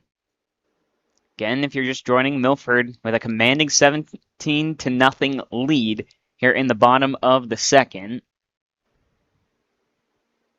As holding the bat out is Walco, while Ballard comes set. Looks back at second. Here's the 0-1. That one in there for a called strike. On the outside corner, Walco thought about it, but called strike nonetheless. As he holds the bat out once again in the right-handed batter's box. Ballard. 0-2 is the count from the stretch. Here it is. That one swung out towards left center field. That one's going to get down and going to drive in a run for Northampton. On his horse to second base is Walco. Matt Pedroli fires it in and almost misses the cutoff man. Lands in the hands of Joey McGee. It's an RBI double for Matt Walco. Yeah, it was an 0-2 breaking ball. It just caught too much of the plate. Nice job by Walco to take that into left center field, and Coach DeVito is coming out, so that will probably do it for Ballard. Yeah, he's going to come out, and we'll see what exactly he's going to do. I'm sure Ballard doesn't want to come out, but he probably is understanding of what's going on. The whole infield comes in as well, and they are going to take Ballard out. Smart. And so that's going to do it for his day, as we expected. 2 down here in the bottom of the second. 17-1 Milford leads on the MyFM Local Sports and Recreation Network, presented by Campers Inn and RV, your headquarters for camping, road trips, and summer fun. Hey, this is Ray, the owner of Tailwind Tavern and Hopedale Pizza Market. We've got pizza, sandwich, chicken, seafood, and drinks perfect for the whole family after the game. From post-practice dinners to game day nights, make the winning stop Tailwind Tavern in Hopedale, where families win after the game. Hey, this is John, owner of Done Right Asphalt Repair. We handle asphalt paving and repairs, seal coating, crack sealing for both residential and commercial properties. We do it the right way. When your pavement needs a comeback, make the smart play. Asphalt done right. DoneRightAsphaltRepair.com. McIntyre Loam is proud to support the fine young athletes, coaches, and local schools featured on the MyFM Media Local Sports Network. For generations, McIntyre Loam has helped homeowners, landscapers, and communities build from the ground up, providing quality loam, mulch, gravel, stone, and reliable delivery you can count on. It's the same commitment to hard work, teamwork, and doing things the right way that we see every time these local teams take the field. McIntyre Loam, proudly supporting local sports and the communities we call home.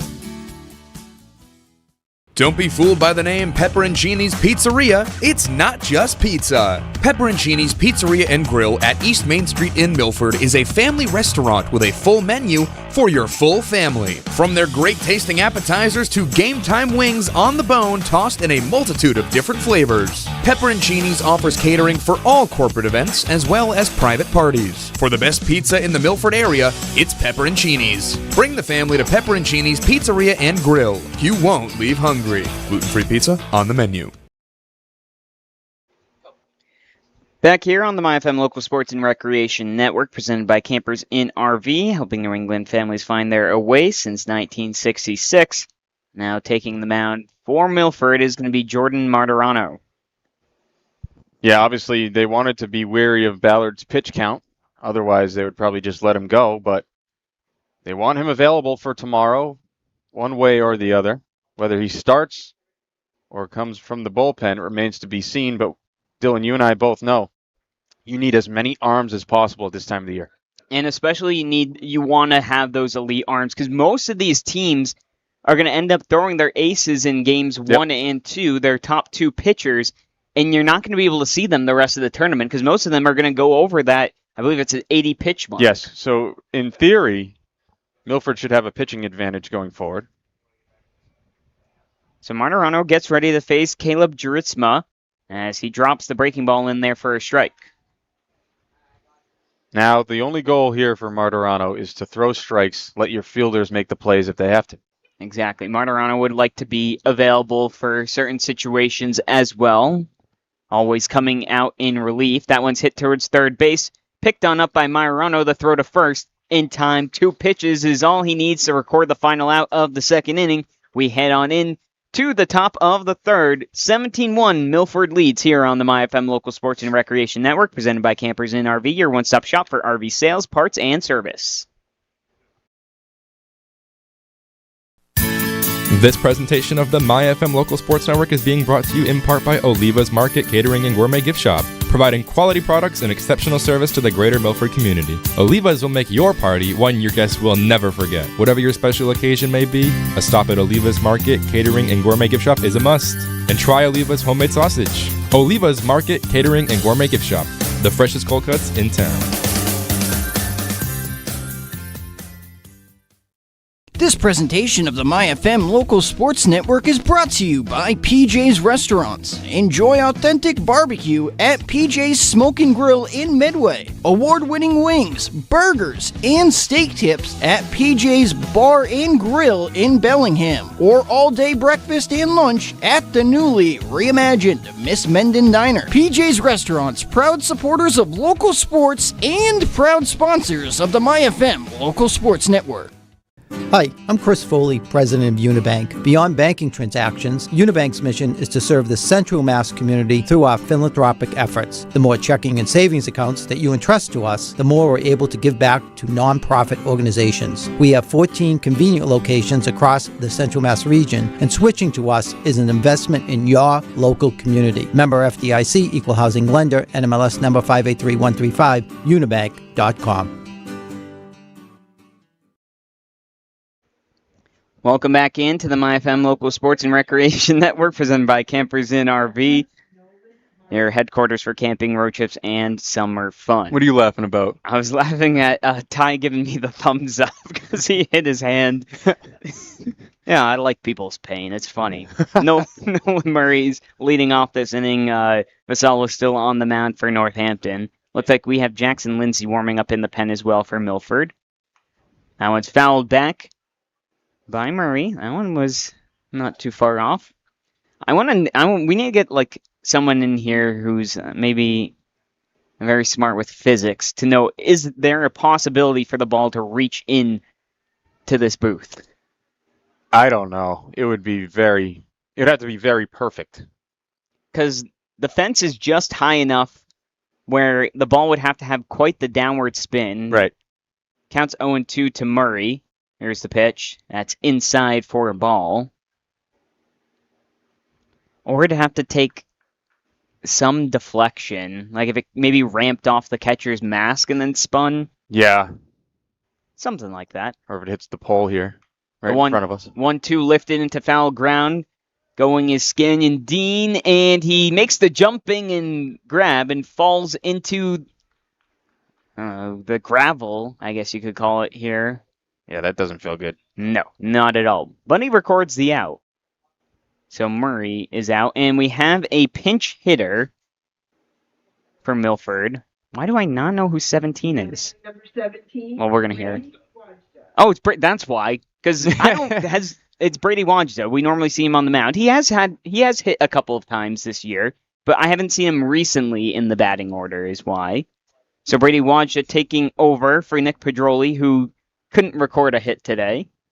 It's okay. He's saving them for tomorrow. Again, that's us assuming that there's not a huge comeback with Milford leading by 16 runs as that breaking ball falls in for a strike on Wajda.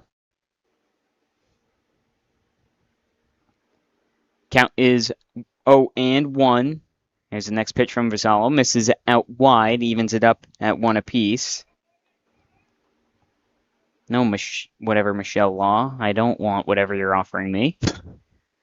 The 1-1 pitch. That one just misses up high. Brings it to 2-1. Red Sox also in action right now. You got an update for us? Has 2-1s in there for a called strike, evens it up 2-2. It's currently the bottom of the third. 0-0. Sox need to come back with a victory. Here's the 2-2 that swung on and fouled. That's got a high chance. No, caught up in the tree, protecting all the cars out there. Sox have lost 2 of their last 3 games after their massive win streak. Yeah, they lost their 1-game winning streak they were on. Yeah. The 2-2's dragged out wide. They obviously just made a trade. That's right. Picked up Curtis Mead from the Nationals in exchange for Connolly Early. Some controversy on that trade as here's the 3-2. That one just misses out. Nope. Called strike 3, the first strikeout of the day. Brought to you by Unibank. You know, Dylan, I was getting nervous that Unibank wasn't going to get called out in this game, but we did finally get a strikeout here in the top of the 3rd inning. Well, Pedroli transferred his misfortune over to Wajda. And 2 down brings up Joey McGee. I lost my train of thought. I forgot what I was talking about. The Red Sox. Connolly Early, yep. As that one's in there for a strike. You know, Early's a young pitcher. Mead, the controversy with him was he was DFA'd before the season started from the White Sox. But he's had a really good season with the Nationals, who they definitely capitalized on getting a guy for free, and after 4 months, trading him for a pretty solid young starter. 1-1 is the count now to McGee. Don't love the deal for the Red Sox. As 1-1's inside. It was rumored that Early was the odd man out for the Red Sox with all the left-handed young guys you had, Tolley and Bennett there, and then obviously you got Suarez who's coming back. You'll have Crochet, maybe not this year, but at some point. Next pitch up high. Can't have too many lefties there. Connolly Early was maybe more rumored in a package deal. Instead, it's a 1-for-1. They must be bullish on Mead, being 25 with 17 home runs. The 3-1's dragged, and now walk Joey McGee, his 3rd walk on the day. Yeah, it's his 4th time reaching base as well. McGee's done a good job getting on first. He scored 3 times in this game as well. And mentioning people who have reached all the time and also scored 3 times, but he's got an RBI as well. 2 doubles for Jackson Fournier on the day. I'd love to see him just kill one out to right field. That one just misses outside. I know I saw 1 home run from him. I don't know how many he actually hit on the season. I'll go ahead and check that while we're getting ready here. See the power. And he lifts that one foul. Looks almost effortless. It does. He is a big boy and a powerful hitter for someone who's just going into their senior year of high school. Here's the next pitch. That's just inside. That'll be a ball. And go to his stats. Batting. Oh, these are all individual. Why do I not have the total stats here? He's got 2 home runs. As he hits that one out to right field, that one is going back. And see you later. Fournier unleashes a 2-run bomb. That is crazy timing. Let me just say that. As you were calling for it, and you got exactly what you were looking for, Dylan. Fournier is having quite the game. 19-1 Milford. 3 extra base hits. Well, some fan out in right field can go claim a nice souvenir. A Jackson Fournier home run. And as you mentioned, off the 2-run shot, it's now 19-1. I didn't want to interrupt your call, but I almost said that's the 3rd. As now steps up is Gavin Metcalf, excuse me. Fournier obviously just hit the home run. Metcalf's got some power to him as well. Him and Fournier have similar-ish builds. They do. Obviously one being a left-handed hitter and the other's a right-handed hitter. As they bat back-to-back in the 3 and 4. That one's called strike. Now brings the count 0-2. Waves the bat across. Here's the pitch. Breaking ball. A chopper down the third base line. Charging in on it is Laflamme. And once again, he's unable to make the clean transfer.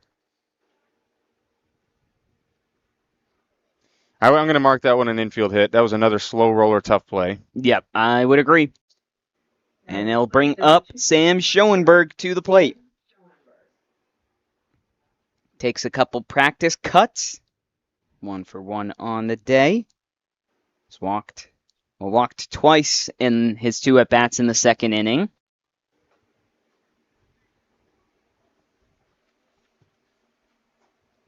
Here's the first pitch. That's called strike. I think I have to look at the umps. He kind of tenses up when he calls strike. Yep. I'm starting to read it a bit. Here's the 0-1. That one's also a strike on the outside corner, 0-2.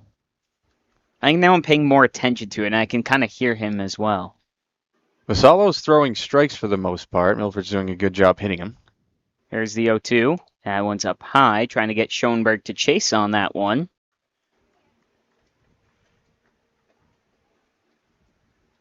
Oh, Red Sox now winning 1-0. There we go. As the next pitch is dragged along, and it'll be a ball. I didn't get the update, though. Who hit what? Normally I get those on my phone. 2-2 to the MLB app.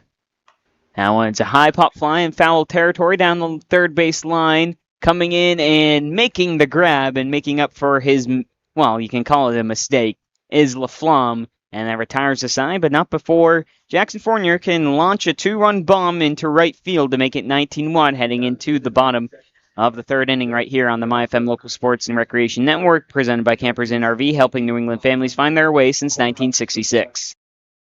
Does Milford Federal have solutions for my business needs? If you're talking to banks about your commercial lending needs, then let Milford Federal be part of the conversation. Whether you're purchasing property, expanding your business, or refinancing debt, setting up the right financial structure is key to long-term success. Their commercial lending team will work with you to understand your current objectives, define your future goals, and recommend a solution that's tailored to your business. Call Milford Federal Bank at 508-381-5208. Our community, your bank. Member FDIC, Equal Housing Lender, NMLS number 465956.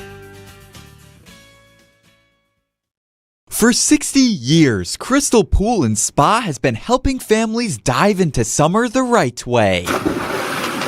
From pool openings and water care to pumps, filters, liners, and robotic cleaners, we have everything you need to get your pool ready for a season of fun. Stop by Crystal Pool and Spa in Bellingham, your hometown pool experts for 6 decades and counting. Crystal Pool and Spa, 60 years of making summers better. Welcome back in the MyFM Local Sports and Recreation Network, presented by Campers Inn RV, your one-stop shop for RV sales, parts, and service. Well, Martirano got the last out in the second inning, and after Ballard was pulled again, he was at 28 pitches as he finished out his day, and they want to make sure that he's available for tomorrow. Granted, they are up by 18 runs now on the day, and they will be going on.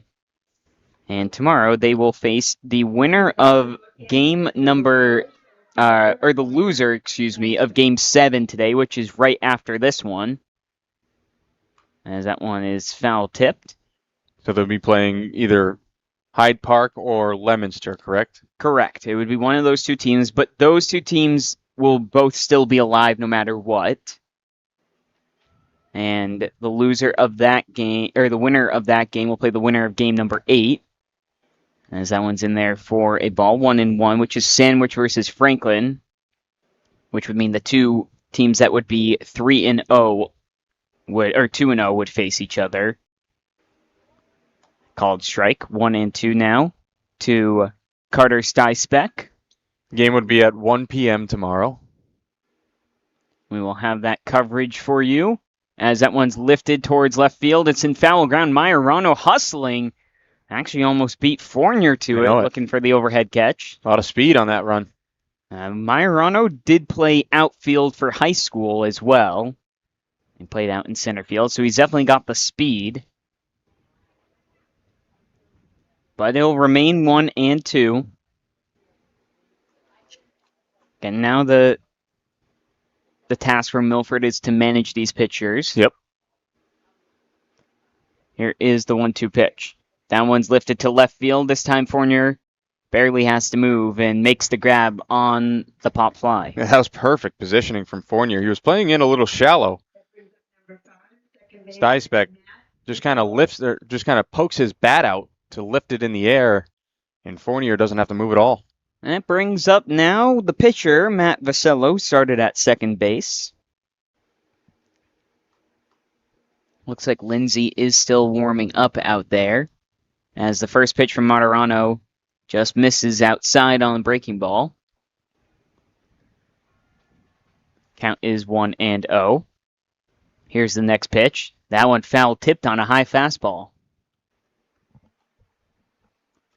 Evens it up at 1 apiece.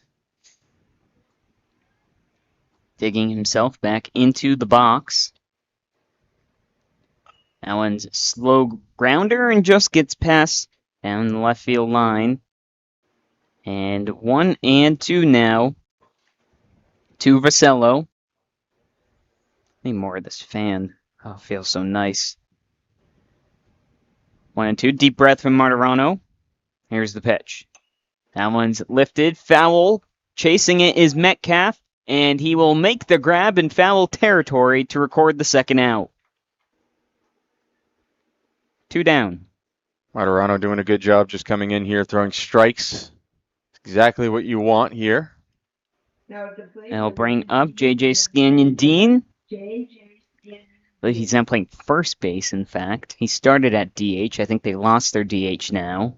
He was the one that had that acrobatic catch over by the gravel. This one's lifted up and over. Foul. 0-1.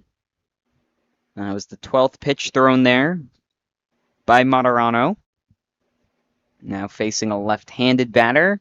He's looking to go 1-2-3 would be the first one of the day, as that one is going to be foul. Bounced a couple times before the first base bag, but then to the right of the foul line. Of course, you get 3 umpires now here in the postseason. That's nice to have, and he's showing his bat off to Nolan Murray. Is he going to need a new one? He's just taking a look at it. Might have came off the end. He's going to step back in. 0-2 is the count. Here's the pitch from Martirano. That one's hit straight up the middle, and McGee can't quite make that play. It'll get through into center field, and it'll be a single with 2 down for J.J. Scanyon-Dean. Yeah, tough hop there for McGee. He had to come on the backhand to try to make the play, and the ball took a funny hop at the very last second. Obviously, with his body not being in front of it, he can't knock it down. So it goes to the outfield. Aiden Keeling-Lococo now steps on in. The right-hander. Martirano now working from the stretch. First pitch, right over the heart for a strike. 0-1. Tell you what, the sun, it just makes me squint. I didn't even know. The sun makes you squint? Well, just even the joking. shining in. Yeah. I didn't learn till recently that I guess people with blue eyes have a tougher time with the sun. Really? As that one's a slow chopper foul. I think you just have a tough time with the sun in general. Well, no, I do regardless, but I guess with like seeing and stuff like that, like people with brown eyes, I guess it's easier for them in the sun. Maybe it's related to like the coloring of the eyes and how that works. I don't know, you learn something new every day. That's what I learned, and that's going to be my excuse for why I squint all the time when I'm outside. When the game's 19-1, you start to learn some fun facts. Here's the 0-2. Breaking ball just up high. A brand new segment called Dylan's Fun Facts. Martirano takes a deep breath. 1-2 is the count. Can we get a sponsorship for that? Here is the pitch. Ty, get on that. We need a Dylan's Fun Facts sponsor. As I see some kids back out in right field this time. They're not distracting in center field. And it's not as many of them, though, today. 2 balls, 2 strikes, 2 down. Here's the pitch from Martirano. Fouled off down the third base line. Martirano at 19 now. 19 pitches. You got any cool fun facts, Joe? Oh, man, you're putting me on the spot here. I got nothing right now, but give me a minute here. Give me a commercial break. I can think of one. Yeah, sounds good. Got to be off the top of the head, though. I'll make Okay. sure he doesn't research anything. 2-2 remains the count here. The next pitch drops in there for a strike. Looking, brought to you by Unibank. We head on into the top of the fourth inning. Milford leading 19-1 on the MyFM Local Sports and Recreation Network, presented by Campers Inn RV, helping New England families find their way since 1966. Hello, my name is Nicole Consigli-Commischlian, and I am co-owner of Consigli-Ruggiero Funeral Home alongside my father, David Consigli. For over the past 75 years, we have been serving the greater Milford community as a family-owned and operated funeral home. We specialize in pre-planning and ensure that your needs are met one family at a time. We are here to ensure your last memory remains a special one. Please contact us at 508-473-0513 to let us assist you during this difficult time.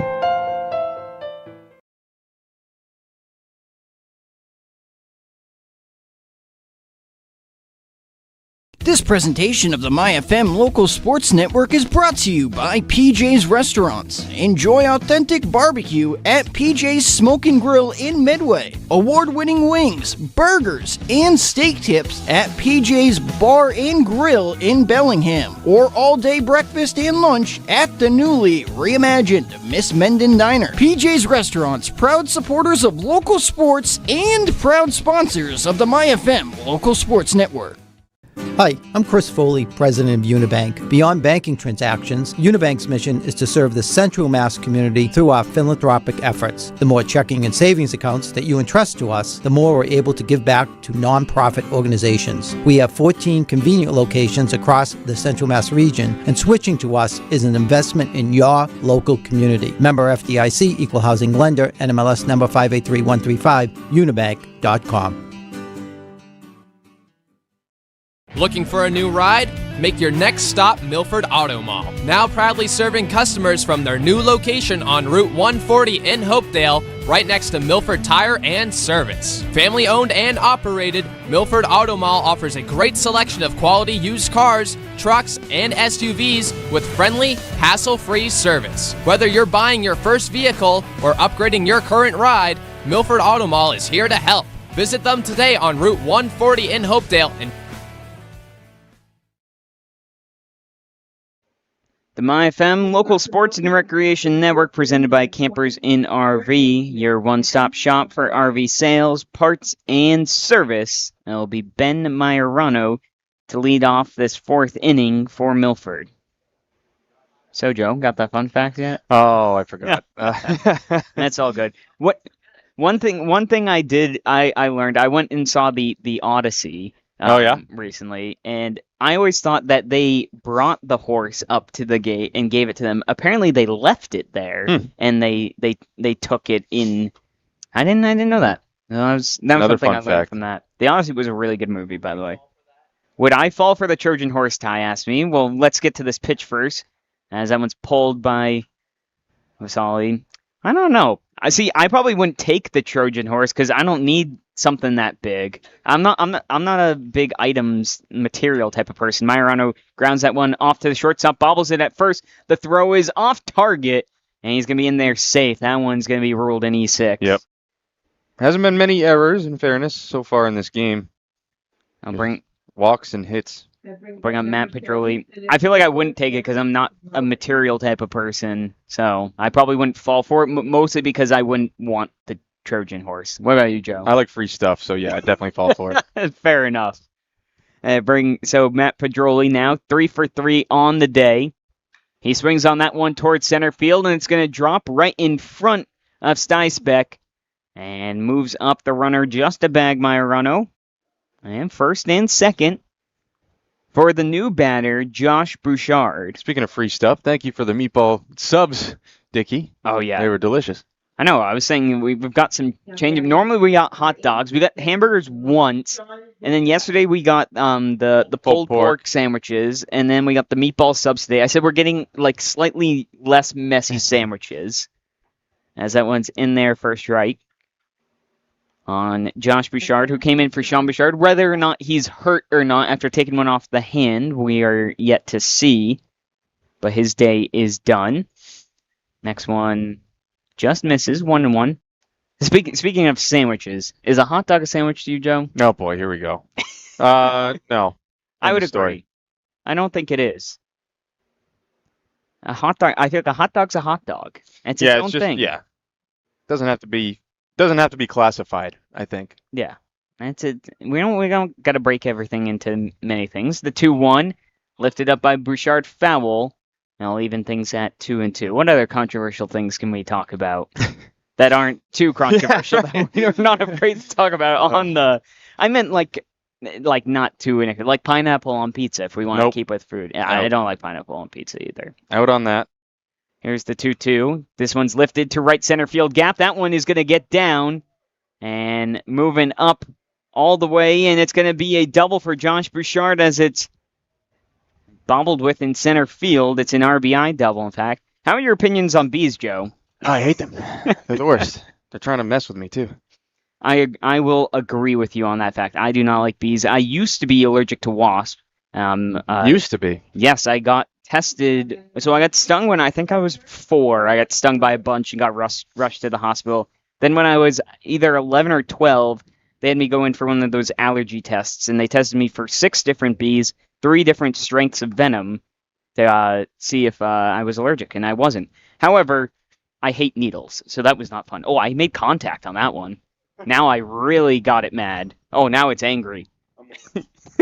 Get out of here. That's the first pitch is in there for a ball. I'll be in the parking lot if you need me. To Nolan Murray. I'm starting to anger these. I don't even know what are these wasps? No, they're not wasps, but they might be hornets, honestly. The 2-0 is dragged outside. Yeah, bees aren't fun. Like if you just have like the traditional honeybees, they contributed to society. Yeah, those are fine. I'm good with those. The mean, vicious looking ones, they have no use. Correct.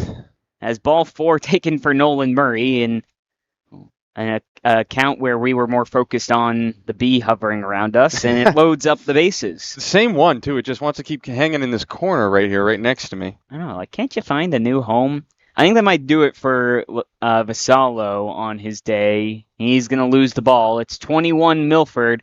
Nobody out here in the top of the 4th. We'll head to commercial break right here on the MyFM Local Sports and Recreation Network, presented by Campers Inn RV, helping families create lifelong memories, one adventure at a time. Does Milford Federal have solutions for my business needs? If you're talking to banks about your commercial lending needs, then let Milford Federal be part of the conversation. Whether you're purchasing property, expanding your business, or refinancing debt, setting up the right financial structure is key to long-term success. Their commercial lending team will work with you to understand your current objectives, define your future goals, and recommend a solution that's tailored to your business. Call Milford Federal Bank at 508-381-5208. Our community, your bank. Member FDIC, Equal Housing Lender, NMLS number 465956.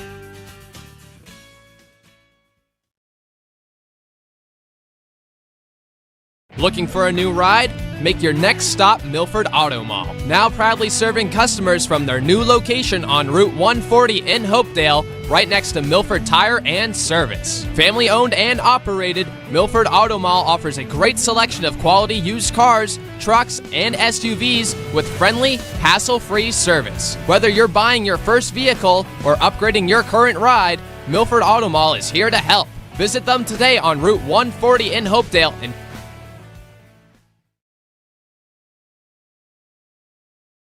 Does Milford Federal have solutions for my business needs? If you're talking to banks about your commercial lending needs, then let Milford Federal be part of the conversation. Whether you're purchasing property, expanding your business, or refinancing debt, setting up the right financial structure is key to long-term success. Their commercial lending team will work with you to understand your current objectives, define your future goals, and recommend a solution that's tailored to your business. Call Milford Federal Bank at 508-381-5208. Our community, your bank. Member FDIC, Equal Housing Lender, NMLS number 465956.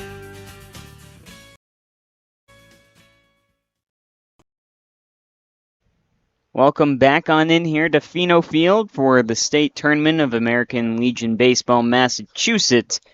It is 20-1 Milford, and it is going to be coming now in Carter Stysbeck from center field. Yet to tell who the center fielder is. It looks like number 2 He didn't. Well, that doesn't help. He 'cause just did a cartwheel. Did he? I didn't even Yeah. notice. Now I think he was faking like he's going to hit a backflip. I think Lavallee goes out to left field now.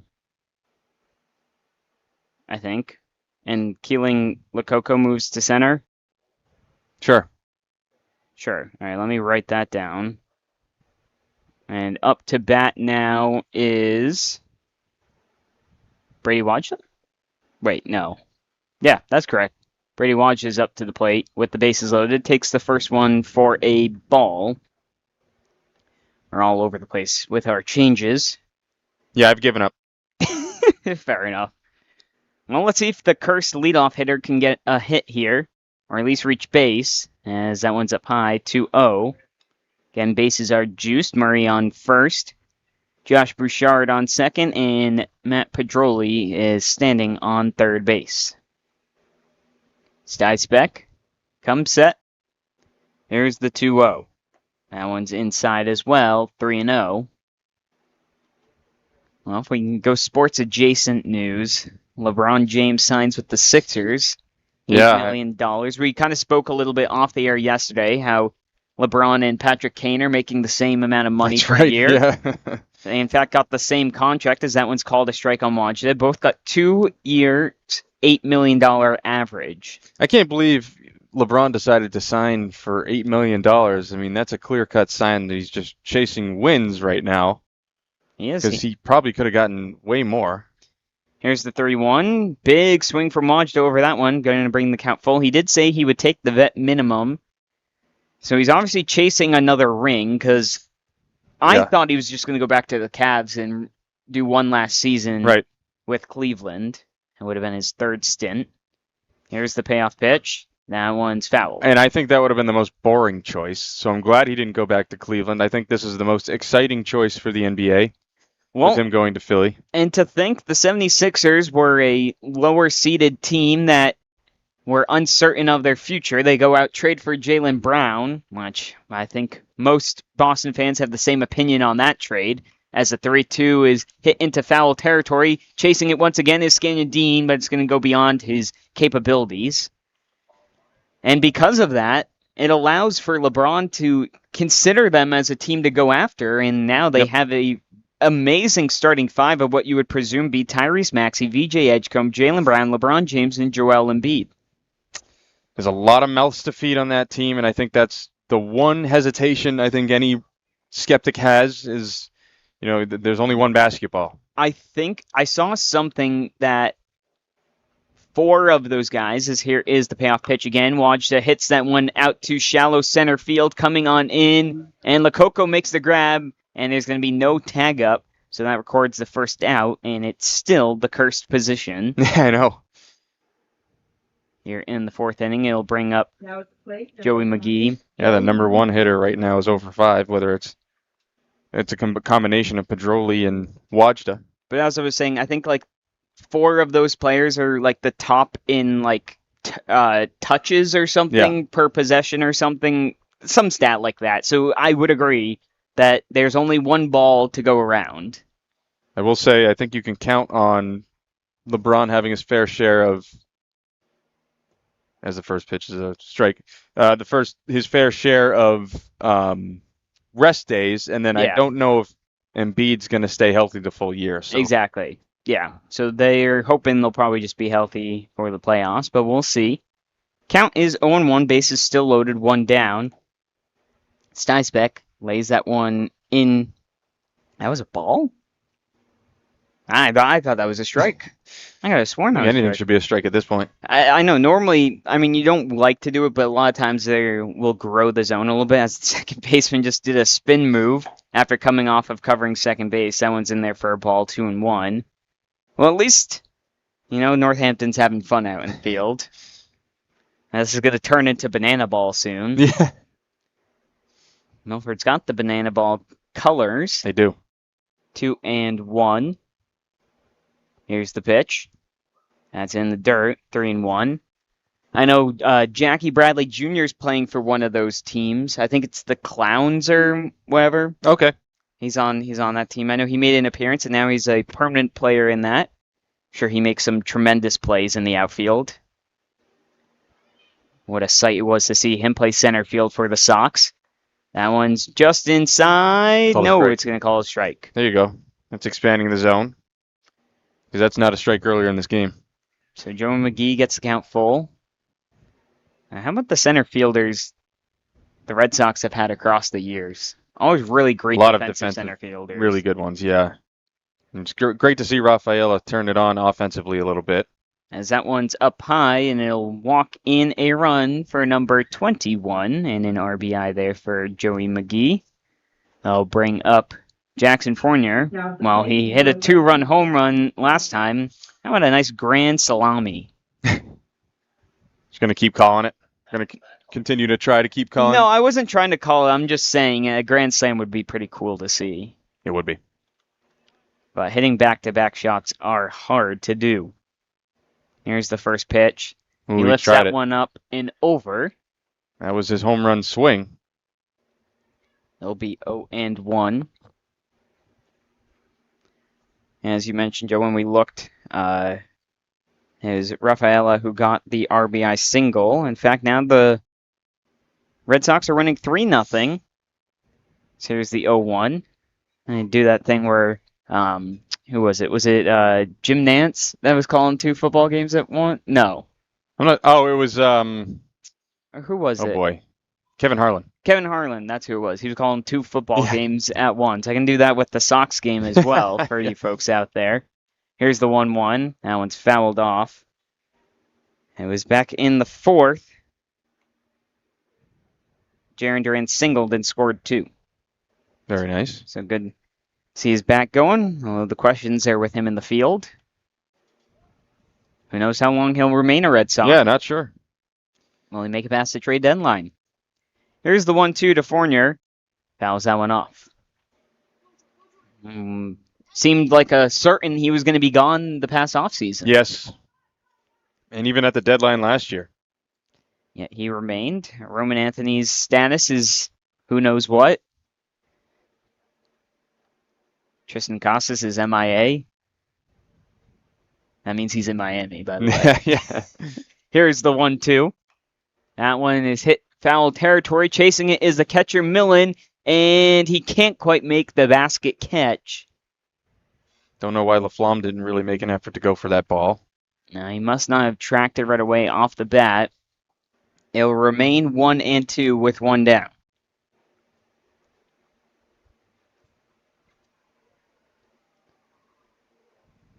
As they reclaim the ball.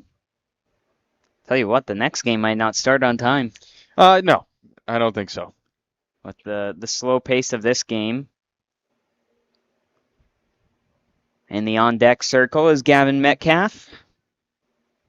1 ball and 2 strikes with 1 down here in the top of the 4th. On my FM Local Sports and Recreation Network, Dylan Patermery alongside me, Joe Rice. Here's the next pitch. And half swing and going to say that he did in fact go on that one. So that strikeout brought to you by Unibank and records the 2nd out of the inning. First time Fournier goes down. He had reached every single time prior. He's 3 for 4 on the day. He's going to bring up Gavin Metcalf. Again, bases still loaded. 21-1 though. One of the biggest leads Milford's had all season long.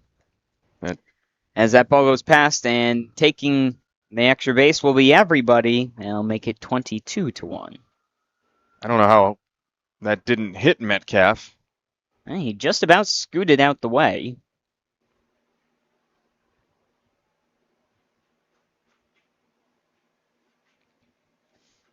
And the pitcher, Stysbeck, he's like, oh, I thought he was looking for a ball. He was holding his hand up. I thought he was waiting for a ball. He's got it in his hand now. 1-0. Here's the pitch. That one's a grounder, and that's going to be foul down the left field line. Just bounces over the third base bag.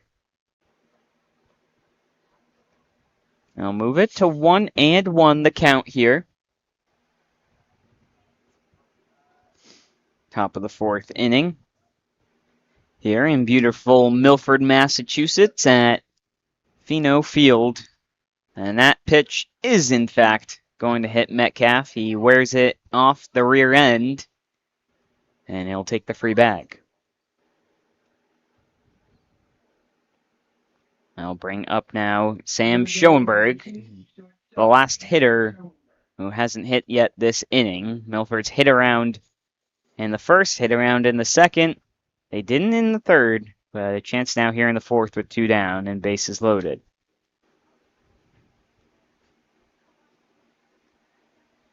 And we're resetting. And now Schoenberg steps up to the plate. 22-1. Now loaded. Schoenberg up high will take that one all day long. As Northampton continues to try and get this last out. And that one misses up high as well. 2-0 to the shortstop Schoenberg. Is that the old scoreboard out there in right field? I never noticed that, actually. Inside. Yeah, that's the old one. They used it a couple of years ago. On Schoenberg, ball 3. I'm becoming more observant of the field. And looking around. I've only done it 2 seasons worth before noticing. I know. That's crazy that I've never seen that. Here's the 3-0 inside, and Schoenberg able to get out of the way. Almost wore that one up top. But he'll take the walk. Another run comes in. And it's now 23-1, and I believe, is this Nope. That is Cole McGovern. No. Is coming in for Ben Majorano. So it'll probably be a straight swap at third base. McGovern also pitches. Be interesting to see if maybe we see him tomorrow. Gotta assume if they're not going to go with Ballard, it'll be McGovern or Wajda. Mm-hmm.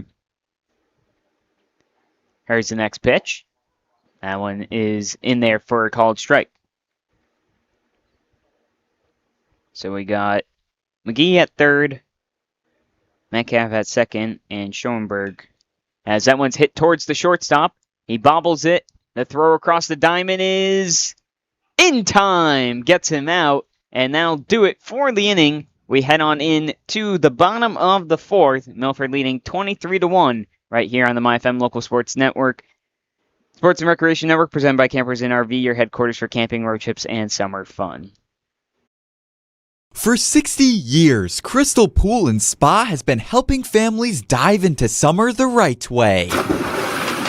From pool openings and water care to pumps, filters, liners, and robotic cleaners, we have everything you need to get your pool ready for a season of fun. Stop by Crystal Pool and Spa in Bellingham, your hometown pool experts for 6 decades and counting. Crystal Pool and Spa, 60 years of making summers better. Hello, my name is Nicole Consigli-Comishlian, and I am co-owner of Consigli Ruggiero Funeral Home alongside my father, David Consigli. For over the past 75 years, we have been serving the greater Milford community as a family-owned and operated funeral home. We specialize in pre-planning and ensure that your needs are met one family at a time. We are here to ensure your last memory remains a special one. Please contact us at 508-473-0513 to let us assist you during this difficult time. Are you thinking about buying a new car or maybe looking to refinance an existing... Whoa! Oh. Oops, sorry. That's fine, honey. Mom, I'm home from practice, and I brought the whole team. Oh, the floor. Okay, that's great. No, that's great. Hey, honey. Can you believe all the rain? Oh, we need new floors. Milford Hardwood, South Main Street, Milford. Your hardwood flooring professionals with a large selection of hardwood flooring to meet your budget. Pick up a sample today. Milford Regional Rehabilitation and Sports Medicine offers physical therapy, occupational therapy, speech therapy, and sports and services at convenient appointment hours in Milford, Franklin, and Northbridge. To learn more, visit milfordregional.org/rehab. UMass Memorial Health Milford Regional is committed to providing exceptional healthcare services to our community with dignity, compassion, and respect. Whoa! Oh. The MyFM Local sorry. Sports That's and fine, Recreation honey. Network, presented by Mom, Campers Inn RV, I'm helping home New from England practice, families find and I their brought- way since 1966. Martirano is going to stick out on the mound. He's got 20 pitches. They could also just go with him and have him say under the 45 mark, so he would be available for Tuesday as an option as well. I know you got to think about one game at a time, but you also do, for your pitching staff, have to look down the line Yes, as you well. do. Yep, you do. You need as many arms as possible. It is the key to winning in baseball. You can never have too many arms, although sometimes you can have too many in the rotation. Hence why the Red Sox made that move. At some point, you were going to have to move somebody. Right. Spiked the first one to Millen. And it's 1-0. Dylan Patemry alongside me, Joe Rice. Here's the 1-0 pitch. Slow grounder to McGovern now, who's taken over at third base. His throw across bounces and doing the splits and can't get it, though. A good effort from Metcalf, but it rolled out of his glove. Yeah, he was going to make a great play there for a split second. It was a great split, as you mentioned, and it was an acrobatic catch for the second that it was in his glove. He was going to be out, but couldn't hold on to it. So, man on first here with nobody out. I'm going to rule out an E5. Yeah, I would agree. And in fact, Metcalf was stretching up the left field line on that one, not across the diamond. How about Ants, Joe? Are you fine with Ants? Yep. That next pitch way sailed from Martirano all the way to the backstop over Lavallee. That'll be a ball. Martirano already ready, set up in the stretch. Now comes set. Decent lead off second base. Here it is. Big swing from Lavallee. And they'll make it 1-1. Well, we can go around, and we didn't really talk about the Celtics, but we talked about the adjacent of how they traded to the 76ers. As that one's in, and drills Lavallee up top. So a free bag, and now 2 runners on.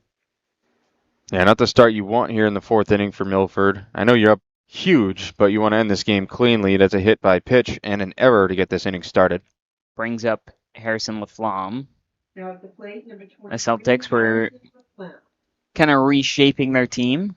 Brought in Mitchell Robinson in free agency, probably their biggest acquisition. They also had some stars showing out over the summer as that one's fouled off. Hugo Gonzalez is one of the big names they're expecting to take a giant jump. We'll see. Dickey's come and joined us up in the booth now. He's wandered his way all the way around the field and now has opted up here for the booth. Maybe we can get Dickey on the mic. He doesn't want to talk on the mic.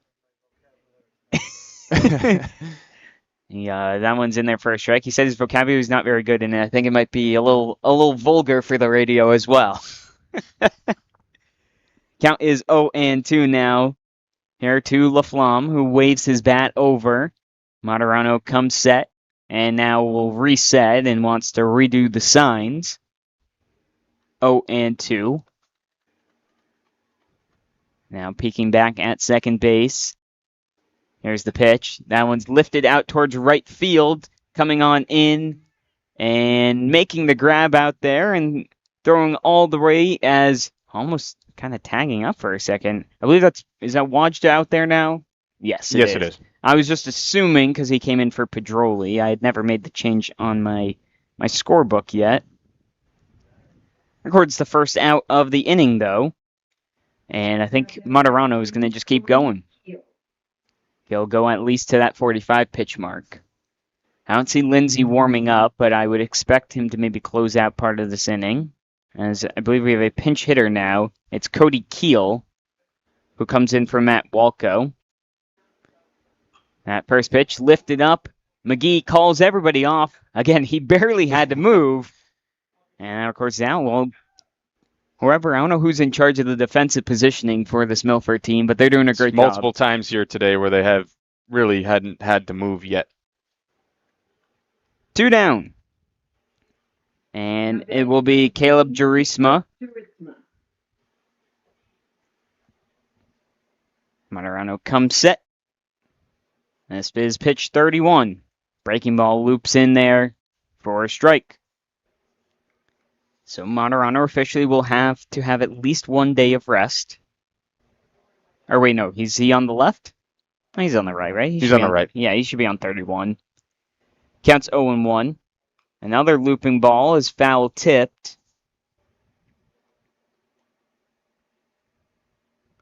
He'll move the count to 0-2. Looking to close out with a strikeout here. Takes a big, deep breath. Now comes set. Looks back. Here's the pitch. This one's up the middle, and it's kicked off the foot of Martirano. He was going to move the foot and then moved it back in the way, and he's upset with himself because he knew he should have let that one go. Yeah, and I think he might have gotten it right around the ankle. Hopefully he's all right. That looked like it hurt. Well, so that'll be an infield single. Now then, number 4. And it'll bring us back to the top of the lineup. Up comes Carter Stysbeck.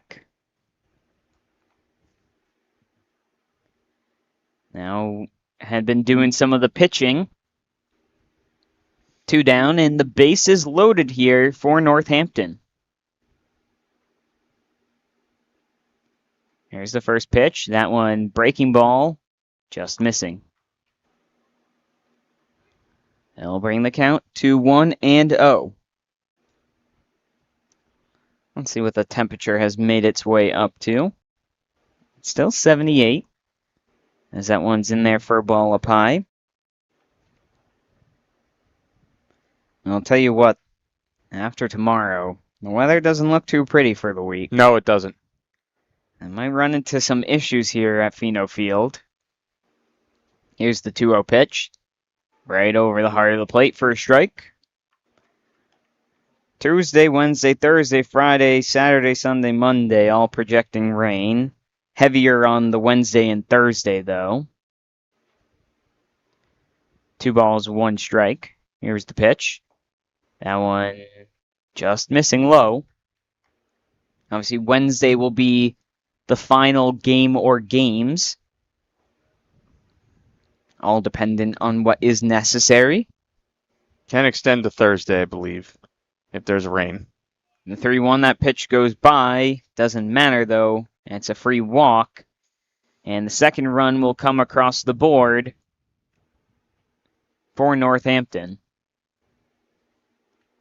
Now then, number 5, Matt Vasello. And we'll bring up Matt Vasello. Did some pitching. Now back into the outfield after playing second base as well. 23-2 Milford leads here in the bottom of the 4th inning. Next pitch from Martirano is popped up foul. And coming on over is Murray, but it's going to go out into the stands. So it'll be 0-1. So we again look at the schedule. So Beverly post 331 beat Greenfield post 81 earlier today at 10 o'clock in a game that ended on time and allowed us to get started right away. Not sure that's going to be the case for the 4 o'clock matchup, as it's currently 3:08. They need at least a half hour to warm up, but they'll probably get more, as that's a strike. So Greenfield's been eliminated. Beverly will play tomorrow at 4 o'clock. This game is pretty much all but done, so it'll knock out Northampton. Milford will play tomorrow at 1. The 0-2 pitch up the middle, and that one's going to get through. It's going to score at least 1, and they're going to hold everybody up. Bases will remain loaded, but it's an RBI single for Matt Vasello. Yeah, nice piece of hitting right there from Vasello, just lining it right back where it came from. Right up the middle for an RBI single. Everyone moves up 1 base, as you mentioned. 23-3. Well, now that's 40 pitches from Martirano. 45 is the next threshold. Correct. That would force a 2-day rest period for him, which we'll see if they opt to trigger that or not. as J.J. Scanyon-Dean takes the first pitch down low. Continuing with that, Hyde Park and Leominster are going to play whenever this game is over. And the loser of that will play Milford tomorrow. And the winner will play the winner of Game 8, which is at 7 o'clock. Again, time dependent, as Scanyon-Dean lifts that one high up in the infield. Schoenberg calls everybody off. He'll make the grab, and the 7 o'clock game is Sandwich and Franklin. Well, we head on into the 5th inning on the MyFM Local Sports and Recreation Network, presented by Campers Inn RV. The score is 23-3, helping New England families find their way since 1966. Hey, it's Anthony from the Embroidery Bar in Milford, and this summer it's all about looking your best. From custom t-shirts, hats, and shorts to tumblers, keychains, flasks, bottle openers, and more, we've got everything you need to stand out at the beach, the cookout, or wherever summer takes you. Need something unique? No problem. If you can think it, we can create it. Whether it's for your business, your team, or just for fun, we'll help bring your ideas to life with custom designs that fit your style. Stop by the Embroidery Bar, 189 West Street in Milford, and get ready to make this your best looking summer yet.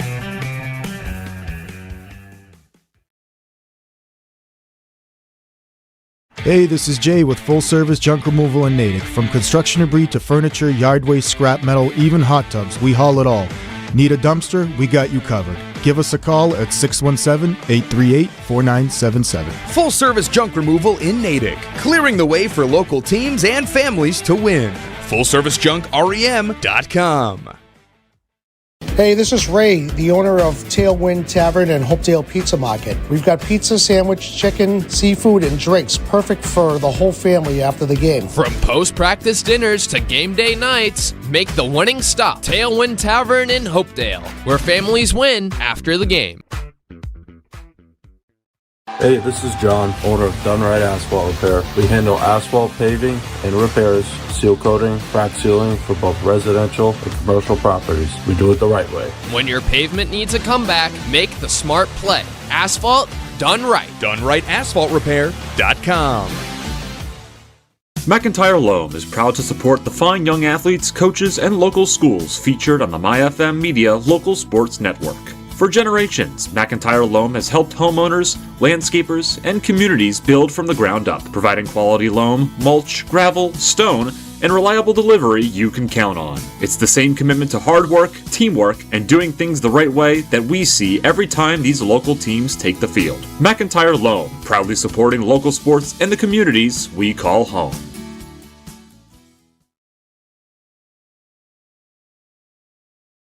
This presentation of the MyFM Local Sports Network is brought to you by PJ's Restaurants. Enjoy authentic barbecue at PJ's Smoke and Grill in Midway. Award-winning wings, burgers, and steak tips at PJ's Bar and Grill in Bellingham. Or all-day breakfast and lunch at the newly reimagined Miss Menden Diner. PJ's Restaurants, proud supporters of local sports and proud sponsors of the MyFM Local Sports Network. Hi, I'm Chris Foley. This presentation of the MyFM Local Sports Network is brought to you by PJ's Restaurants. Enjoy. Welcome back into the MyFM Local Sports and Recreation Network, presented by Campers Inn RV, your one-stop shop for RV sales, parts, and service. Well, I think Northampton might be about ready to go home. They were slow coming out of the dugout. Yeah, they got to hurry it up a little bit here. I know it's hot out in the sun, and I agree. I've been on the opposite side of thrashings. Where someone's giving him 3 more warm-up pitches. I think he's good. Where you are on the losing side of things, it's not a fun time, but, just get out there, you play your game, and you go home. Still warming up Scanyon-Dean. Yeah, he has 2 more pitches. Oh, does he? Yep. I didn't even realize. Well, due up is Pedroli, Bouchard, and Nolan Murray, assuming Nolan Murray stays back there. And there's not a pinch hitter. I can see Bouchard on deck. And now we'll get the throw down. This is just, a little more effort, please. Yeah, it's just, at this point, it is a little embarrassing. So J.J. Scanyon-Dean will be the I shouldn't say that. Could be the last pitcher here for Northampton, Matt Pedroli, now up. He stands tall on top of the mound, the left-hander. He's going to work from the third base side of the rubber. All sorts of changes in the infield or in the field as Pedroli lifts that one out towards center field. Tracking back is Keeling Lococo, who makes the grab. So I think it's just a Lavalle's at first base now. So he goes back to first base. Now batting number 8, Josh Bouchard. And then Stysbeck plays left. So I can get my changes in there. Brings up Josh Bouchard for his second at-bat, which he doubled in his first. Takes the first one for a strike. 0-1. 23-3, Milford leads here in the top of the fifth on the MyFM Local Sports and Recreation Network. Dylan Patemry alongside me, Joe Rice. That one spiked down in the dirt. Evens the count at 1-1. Joe, where's the fun fact at? I'm still waiting. Well, actually, this is a fun fact. This kind of relates to being allergic to things. You mentioned that you were no longer. As the 1-1 is lifted out towards left field by Bouchard, but it's going to be foul. You're no longer allergic to wasps. I believe that your blood changes every 7 years. Oh, interesting. So not like type, but like yeah. you can be, in terms of allergies, you can become allergic to things. Mm-hmm. You don't have to be. You can lose being allergic to things like you experienced. Gotcha. Because when I was younger, I was never allergic to bees until I was about 17. Interesting. Here's the 1-2. That is indeed a fun fact. As the slow chopper over to shortstop, picked up by Jerusma. The throw across is in time, but dropped by the first baseman. So an E3 allows Bouchard to reach. My brother also, he was allergic to watermelon. I am. Oh, you're allergic to watermelon? I am too. Actually, you're the only other person that's ever mentioned that. He's no longer allergic to watermelon, though. I haven't given it a shot since figuring it out. When we mention allergies, back comes the B. Same one, I think. That one, yeah, it is the same one. Get out of here. Nolan Murray is up at the plate, takes the first one for a ball. Watermelon's so good. I couldn't imagine being allergic. Here's the 1-0 pitch. That one in there for a called strike. 1-1. Any other allergies you got? That's it. Bees and watermelon. That's it. I got a fun story about my allergy that I always like to tell. Maybe I've told it over the air. Maybe I haven't. The 1-1's ripped by Nolan Murray. Fair down the left field line. And it's going to go on into the corner, and it misses. Gets all the way past Stysbeck out there, and it's going to be a triple for Nolan Murray. I'm sure he doesn't get to leg many of those out on the year. Nice piece of hitting right there by Murray. Just finds that line, gets past the glove of Stysbeck, and it rolls all the way to the old fence, which is very far out in left field. And I believe, so this is probably the conversation that the umpire is having with the coach from Northampton. I believe that ball ricocheted from the old fence and rolled behind the new fence. So I was wondering if that was going to be a ground rule double or something along those lines, but obviously it was still a live ball, and it's 24-3. Now, is that still Brady Wajda up at the plate? I believe so. As he steps in for his third at-bat. 0 for 2. Can we get a hit in the leadoff spot? So far, we've been 0 for 5. 0 for 5, yeah, we're 0 for. So, staring down back in there. Scanyon Dean misses on the outside 1-1. So, this was when I was in kindergarten and I was allergic to wasps. You know, they hand out those. They do like the class roster sheets, and it says everyone's name, like the parents' contact info and stuff. As Watch It waves over that, and then at the bottom it lists the allergies, and it's like don't send your student in with like shellfish, peanut butter, and then it had wasps at the end, like someone was going to send their kid in with wasps. Yeah. Here is the 1-2 from Scanyon Dean, fires that one, pop fly in foul territory. Lavalle's chasing after it. And will make the grab for the second out of the inning. So 0 for 6 in that spot here today. It's cursed. It is cursed. Unfortunate result. It'll bring up Joey McGee, who has walked 4 times today. So And he has a single mixed in, so he does. 1 for 1 on the day with 6 plate appearances. You don't see that every day. Nope, he's got 4 runs across the board and an RBI as well. The right-hander standing in. Not often you get 6 plate appearances in general. That's called strike. 0-1. At least it's a beautiful day out. Sure is. All right, the players. I went and played some pickup soccer earlier today. Nice. Enjoyed it before it got too hot. 1-1 early in the morning at 8 o'clock. I've been in a soccer mood. I played 5 times in the last 7 days. That's like the most I've done since high school. You saw it all? Just a little bit. Just a little sore right now. Here's the 1-1. That's up inside. 2-1. And that's a lot of running for me. Actually, A lot of running in general for anyone. As you know, I work with the amputee soccer. I did one of those yesterday, and I kicked a crutch. It did not feel good. Here's the 2-1. Grounder over to the shortstop, picks it up cleanly. Juritsma across the diamond in time, records the 3rd out. We head into the bottom of the 5th inning. Milford leading 24-3 right here on the MyFM Local Sports and Recreation Network, presented by Campers Inn RV, your headquarters for camping, road trips, and summer fun.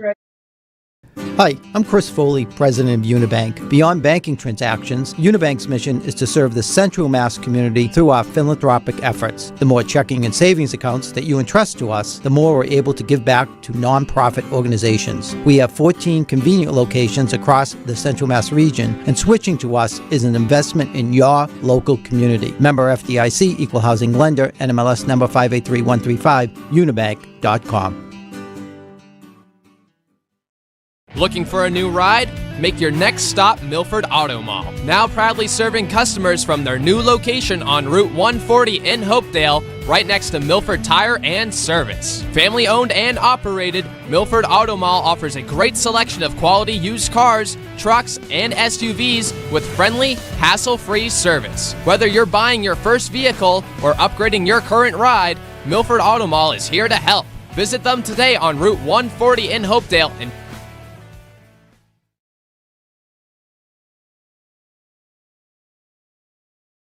For 60 years, Crystal Pool and Spa has been helping families dive into summer the right way.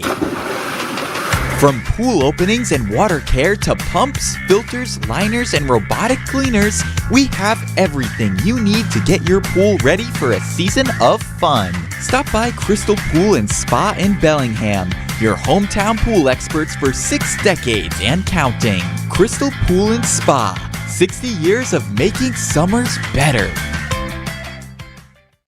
Hello, my name is Nicole Consigli-Commischlian, and I am co-owner of Consigli-Ruggiero Funeral Home. Back in here on the MyFM Local Sports and Recreation Network, presented by Campers Inn RV, helping New England families find their way since 1966. Give you a little Sox update. It's now heading into the bottom of the 7th. Sox are leading 3-0. Joe, you asked me who was on the mound. It was Ranger Suarez's first appearance back today. Tell you what, it sounds like he pitched pretty well, if he's not still pitching. No, I saw Slayton had come in for him.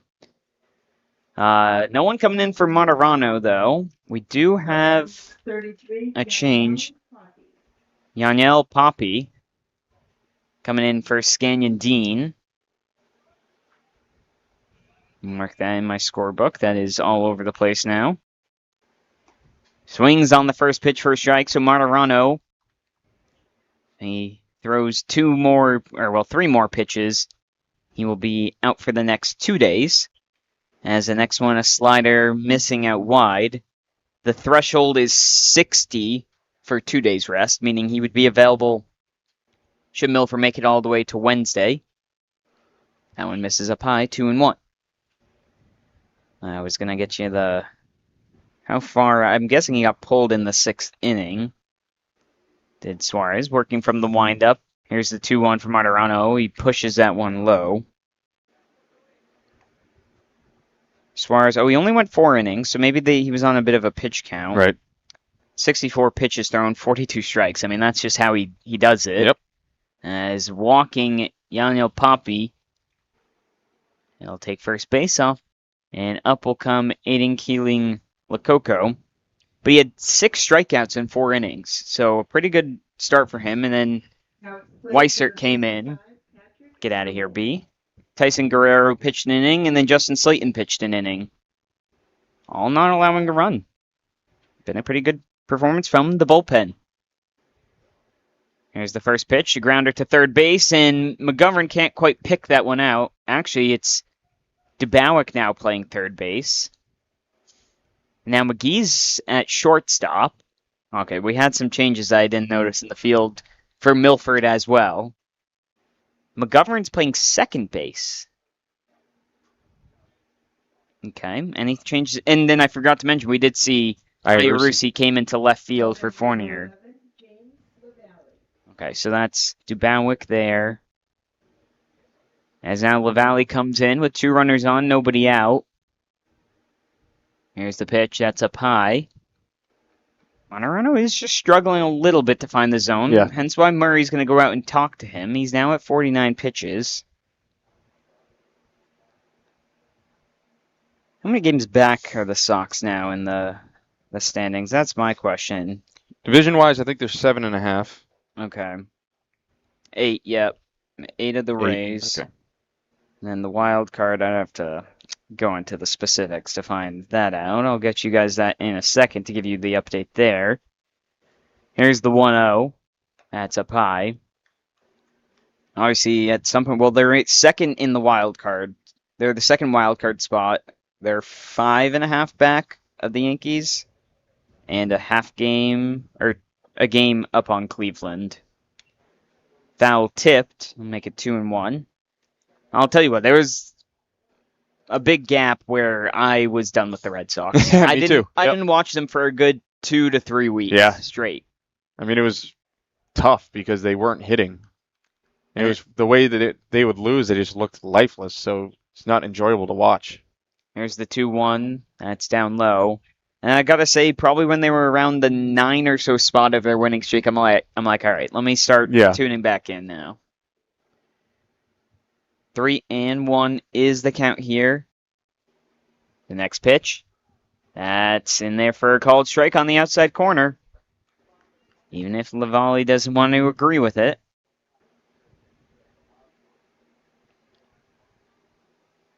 I missed marking down the last batters. I don't even know. Who cares? Game's over. 3-2. Here's the pitch. Big swing and a miss and sends him down. Another strikeout brought to you by Unibank. 1 down in the inning. Good to see Martirano fight back there. It was 3-1, but he does get the K. First out of the 5th. It's going to bring up Harrison Laflamme. 0 for 2 on the day. Flew out to right field twice. Right-handed batter going opposite field 2 times. As he foul tips that one for strike number 1. Let's see, we had a 1:02 start. And it is 3:27. 2 hours, 25 minutes. Just about, yep. 0-1. The pitch count is 55 for Martirano. 56 is in there just outside. 1-1. And I don't see anyone warming up, so I got a feeling Martirano's just going to finish this one out. And they'll keep the rest of their relievers for the future. The 1-1 pitch. That one's lifted to right field once again. It's a hat trick of flyouts to right field there for Laflamme. And 2 down, and Milford is 1 out away from eliminating Northampton.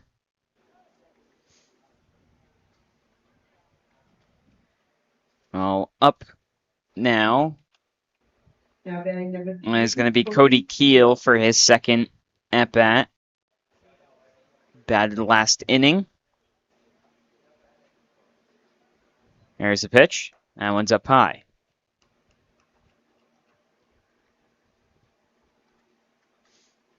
That one's a ball, so counts 1-0. Martirano did look back at the scoreboard. Here's the 1-0 pitch. That one's lifted out towards left center field, and that one is going to get down.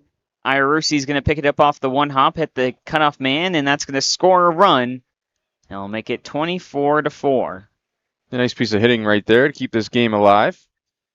Sends it out to left field, gets an RBI for probably his last at bat of the season. He'll bring up Caleb Jurutsma. That brings up number 16, Caleb Jurutsma.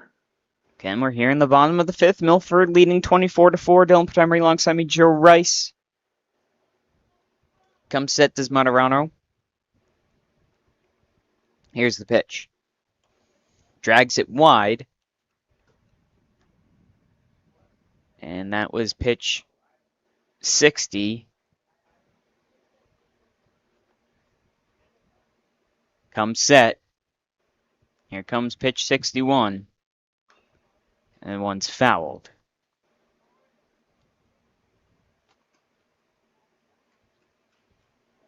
Jurutsma is 1 for 2 today. Grounded out to third and singled. Runners on first and second. And they're going to go pick off to second base, and it bounces off the foot. And charging over to third in there safely is Patrick Millen. Yeah, just focus on the batter here. I mean, I don't know what the point in trying to get the out there at second base is. You got a huge lead. You just need one more out, right. Get the batter out, and the game's over. 1-1. Here's the pitch. That one's in the dirt, blocked by Nolan Murray. 2 balls, 1 strike. Runners on first and third here for Milford, as they will face the winner of game number 7 versus Hyde Park and Leominster.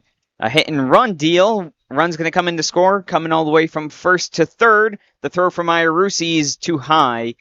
DeBout grabs it over at third base. Another run across the board. It's 24-5. Milford still leading. Yeah, Jurutsma having a good game. He's 2 for 3, a couple of singles. This one drives in a run. 24-5, your score. Back to the top of the lineup.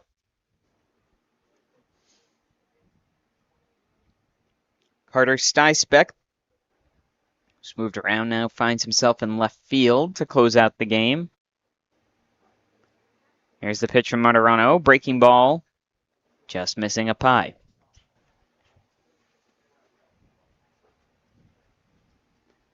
Comes set back on the mound, working from the stretch. It is Matarano. Runner takes off to second. That one misses down low. No throw. Unfazed by the runner taking the bag. 2 balls and no strikes. Here's pitch 67 from Jordan Matarano. That one's in there called strike. 2-1. Working from the first side of the rubber. The 2-1 pitch. That one just a bit low. 3 balls and 1 strike to Stysbeck.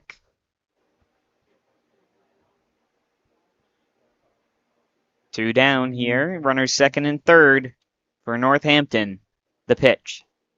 A nice one in there from Matarano. Brings the count full.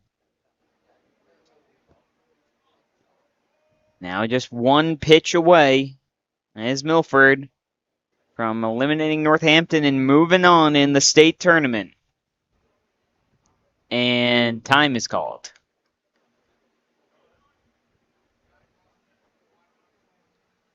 Stysbeck wanted to take an extra breath. Now steps back in. Here's the 3-2. That one fouled. Just staying alive there, Stysbeck. Keeping the season alive. It'll remain 3-2 with 2 down in the bottom of the 5th. Milford leading 24-5. Again, still mercy rule here in state tournament. So one more strike needed. Here's the pitch. Now on foul once again, just barely down the third base line. Now up to 71 pitches is Materano.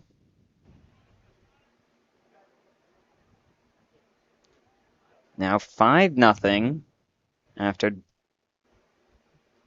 Jemai Jones doubled. Here's the pitch. Swung on and missed. And that will do it for the game in Milford. Go ahead and advance, and we'll take on the winner of Leominster and Hyde Park. And Northampton is eliminated 24-5 out of the state tournament. We'll be back for the post-game show on the MyFM Local Sports and Recreation Network, presented by Campers Inn RV, your headquarters for camping, road trips, and summer fun. Are you thinking about buying a new car or maybe looking to refinance an existing car loan? At Homefield Credit Union, we offer competitive rates on new car purchases as well as car loan refinancing. And with our Auto Advisor program, Homefield Credit Union can help you get a fair and competitive price on a new or used vehicle while financing directly with the credit union. Homefield Credit Union, banking with a Homefield advantage. Stop by or call today, 508-839-5493, 138 South Main Street in Milford, and at 86 Worcester Street in North Grafton. Whoa! Oh. Oops, sorry. That's fine, honey. Mom, I'm home from practice, and I brought the whole team. Oh, the floor. Okay, that's great. No, that's great. Hey, honey. Can you believe all the rain? Oh, we need new floors. Milford Hardwood, South Main Street, Milford. Your hardwood flooring professionals with a large selection of hardwood flooring to meet your budget. Pick up a sample today. This presentation of the MyFM Local Sports Network is brought to you by PJ's Restaurants. Enjoy authentic barbecue at PJ's Smoke and Grill in Midway. Award-winning wings, burgers, and steak tips at PJ's Bar and Grill in Bellingham. Or all-day breakfast and lunch at the newly reimagined Miss Menden Diner. PJ's Restaurants, proud supporters of local sports and proud sponsors of the MyFM Local Sports Network. Hey, this is John, owner of Done Right Asphalt Repair. We handle asphalt paving and repairs, seal coating, crack sealing for both residential and commercial properties. We do it the right way. When your pavement needs a comeback, make the smart play. Asphalt done right. DoneRightAsphaltRepair.com. Hey, this is Ray, the owner of Tailwind Tavern and Hopedale Pizza Market. We've got pizza, sandwich, chicken, seafood, and drinks, perfect for the whole family after the game. From post-practice dinners to game day nights, make the winning stop. Tailwind Tavern in Hopedale, where families win after the game. Hey, this is Jay with Full Service Junk Removal in Natick. From construction debris to furniture, yard waste, scrap metal, even hot tubs, we haul it all. Need a dumpster? We got you covered. Give us a call at 617-838-4977. Full service junk removal in Natick, clearing the way for local teams and families to win. FullServiceJunkREM.com. Hi, I'm Chris Foley, president of Unibank. Beyond banking transactions, Unibank's mission is to serve the Central Mass community through our philanthropic efforts. The more checking and savings accounts that you entrust to us, the more we're able to give back to nonprofit organizations. We have 14 convenient locations across the Central Mass region, and switching to us is an investment in your local community. Member FDIC, Equal Housing Lender, NMLS number 583135, unibank.com. McIntyre Loam is proud to support the fine young athletes, coaches, and local schools featured on the MyFM Media Local Sports Network. For generations, McIntyre Loam has helped homeowners, landscapers, and communities build from the ground up, providing quality loam, mulch, gravel, stone, and reliable delivery you can count on. It's the same commitment to hard work, teamwork, and doing things the right way that we see every time these local teams take the field. McIntyre Loam, proudly supporting local sports and the communities we call home. This presentation of the MyFM Local Sports Network is being brought to you in part by Oliva's Market Catering and Gourmet Gift Shop, providing quality products and exceptional service to the greater Milford community. Oliva's will make your party one your guests will never forget. Whatever your special occasion may be, a stop at Oliva's Market Catering and Gourmet Gift Shop is a must. And try Oliva's homemade sausage. Oliva's Market Catering and Gourmet Gift Shop, the freshest cold cuts in town. Don't be fooled by the name Pepperoncini's Pizzeria. It's not just pizza. Pepperoncini's Pizzeria and Grill at East Main Street in Milford is a family restaurant with a full menu for your full family. From their great tasting appetizers to game time wings on the bone tossed in a multitude of different flavors. Pepperoncini's offers catering for all corporate events as well as private parties. For the best pizza in the Milford area, it's Pepperoncini's. Bring the family to Pepperoncini's Pizzeria and Grill. You won't leave hungry. Gluten-free pizza on the menu. Don't be fooled by the name Pepperoncini's Pizzeria. It's not Welcome back into the MyFM Local Sports and Recreation Network, presented by Campers Inn RV, your one-stop shop for RV sales, parts, and service. Well, we bring you into tonight's post-game show, sponsored by Crystal Pool and Spa, the pool supply store that's all about fun in Route 140 in Bellingham. I'm sorry, I am out of words. It's a long day, a lot of speaking, a lot of time to fill in this crazy game. 24-5, Milford beats out Northampton, sending them home packing. Joe, it was kind of over before it started. It was all Milford all the time. I mean, you couldn't even get out of the top of the second inning without 17 runs being on the board. The game was over, as you mentioned, before the game even started. Milford showed up prepared, ready to go, and they displayed that first thing. Well, they come in with Tyler Ballard on the mound. You come in, obviously he was sick the other day, and this is a do-or-die game, and unfortunately you kind of have to go with Ballard. Yeah, get out of here. Got that on camera now. I swatted away. We have evidence. You come in and you want him to go because it's do or die, and he's your best pitcher. But luckily, you get the runs going early so that you save his arm, only throwing 28 pitches. Yeah, and obviously you come in here, it's do or die. You're going to try to pitch your ace if you need him. They were lucky today. They didn't need him really much at all, and they recognized that pretty much right away. Yeah, there was oodles of hits, walks, runs scored, obviously, and there was probably a lot of players that could have been deserving of a player game on another day. But today, we're going to go ahead and present today's player of the game, presented by Pepperoncini Pizzeria and Grill, a great menu for the whole family. And today, that's Jackson Fournier. Yeah, he had the 3 extra base hits, the big exclamation point being the home run towards right field. Right after you brought up the fact that you were looking for a home run. Fournier had a great game. He probably stood out the most, but everyone really had a great game. Yeah, so Jackson Fournier is our player of the game, but you look at some other people. McGee walked. I didn't score his last one. Did he get out on that one? I believe so. Put me on the spot here, McGee. He grounded out, yes, right? He did. Yeah, he grounded out, but he walked 4 times. Let's see what else can we find. Matt Pedroli. Yep. He 4 base hits. 4 base hits for him. He had 4 RBIs. He could have also been a candidate as well. We gave it to him too much recently. Exactly. So. Josh Bouchard, who came in, reached twice, had a double and an RBI. It was everybody except Nick Pedroli and Brady Wajda. I know that number one part in the number one hitter in the batting order. That was cursed today. It was cursed. Hopefully tomorrow things are rolling a bit better as we look to the road ahead, sponsored by Milford Auto Mall. Great selection of used cars, new location at Milford Tire and Service on Route 140 in Hopedale. Your drive is waiting for you.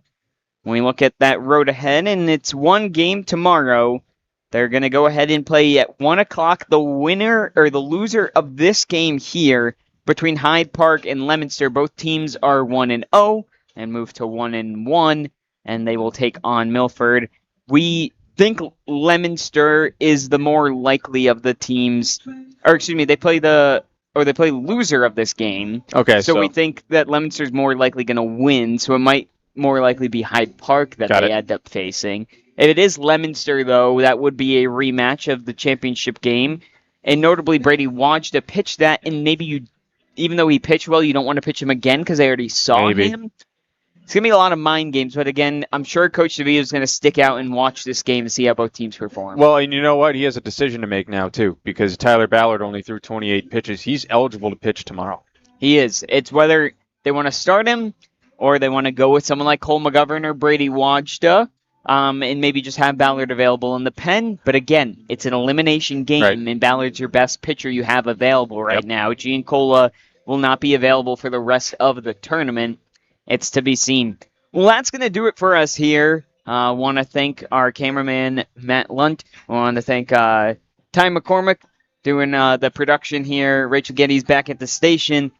Joe Rice on my right side. I'm Dylan Patemry. Final score, Milford 24, Northampton 5. We'll be back here tomorrow at 1 o'clock on the MyFM Local Sports and Recreation Network. Have a nice night, everybody.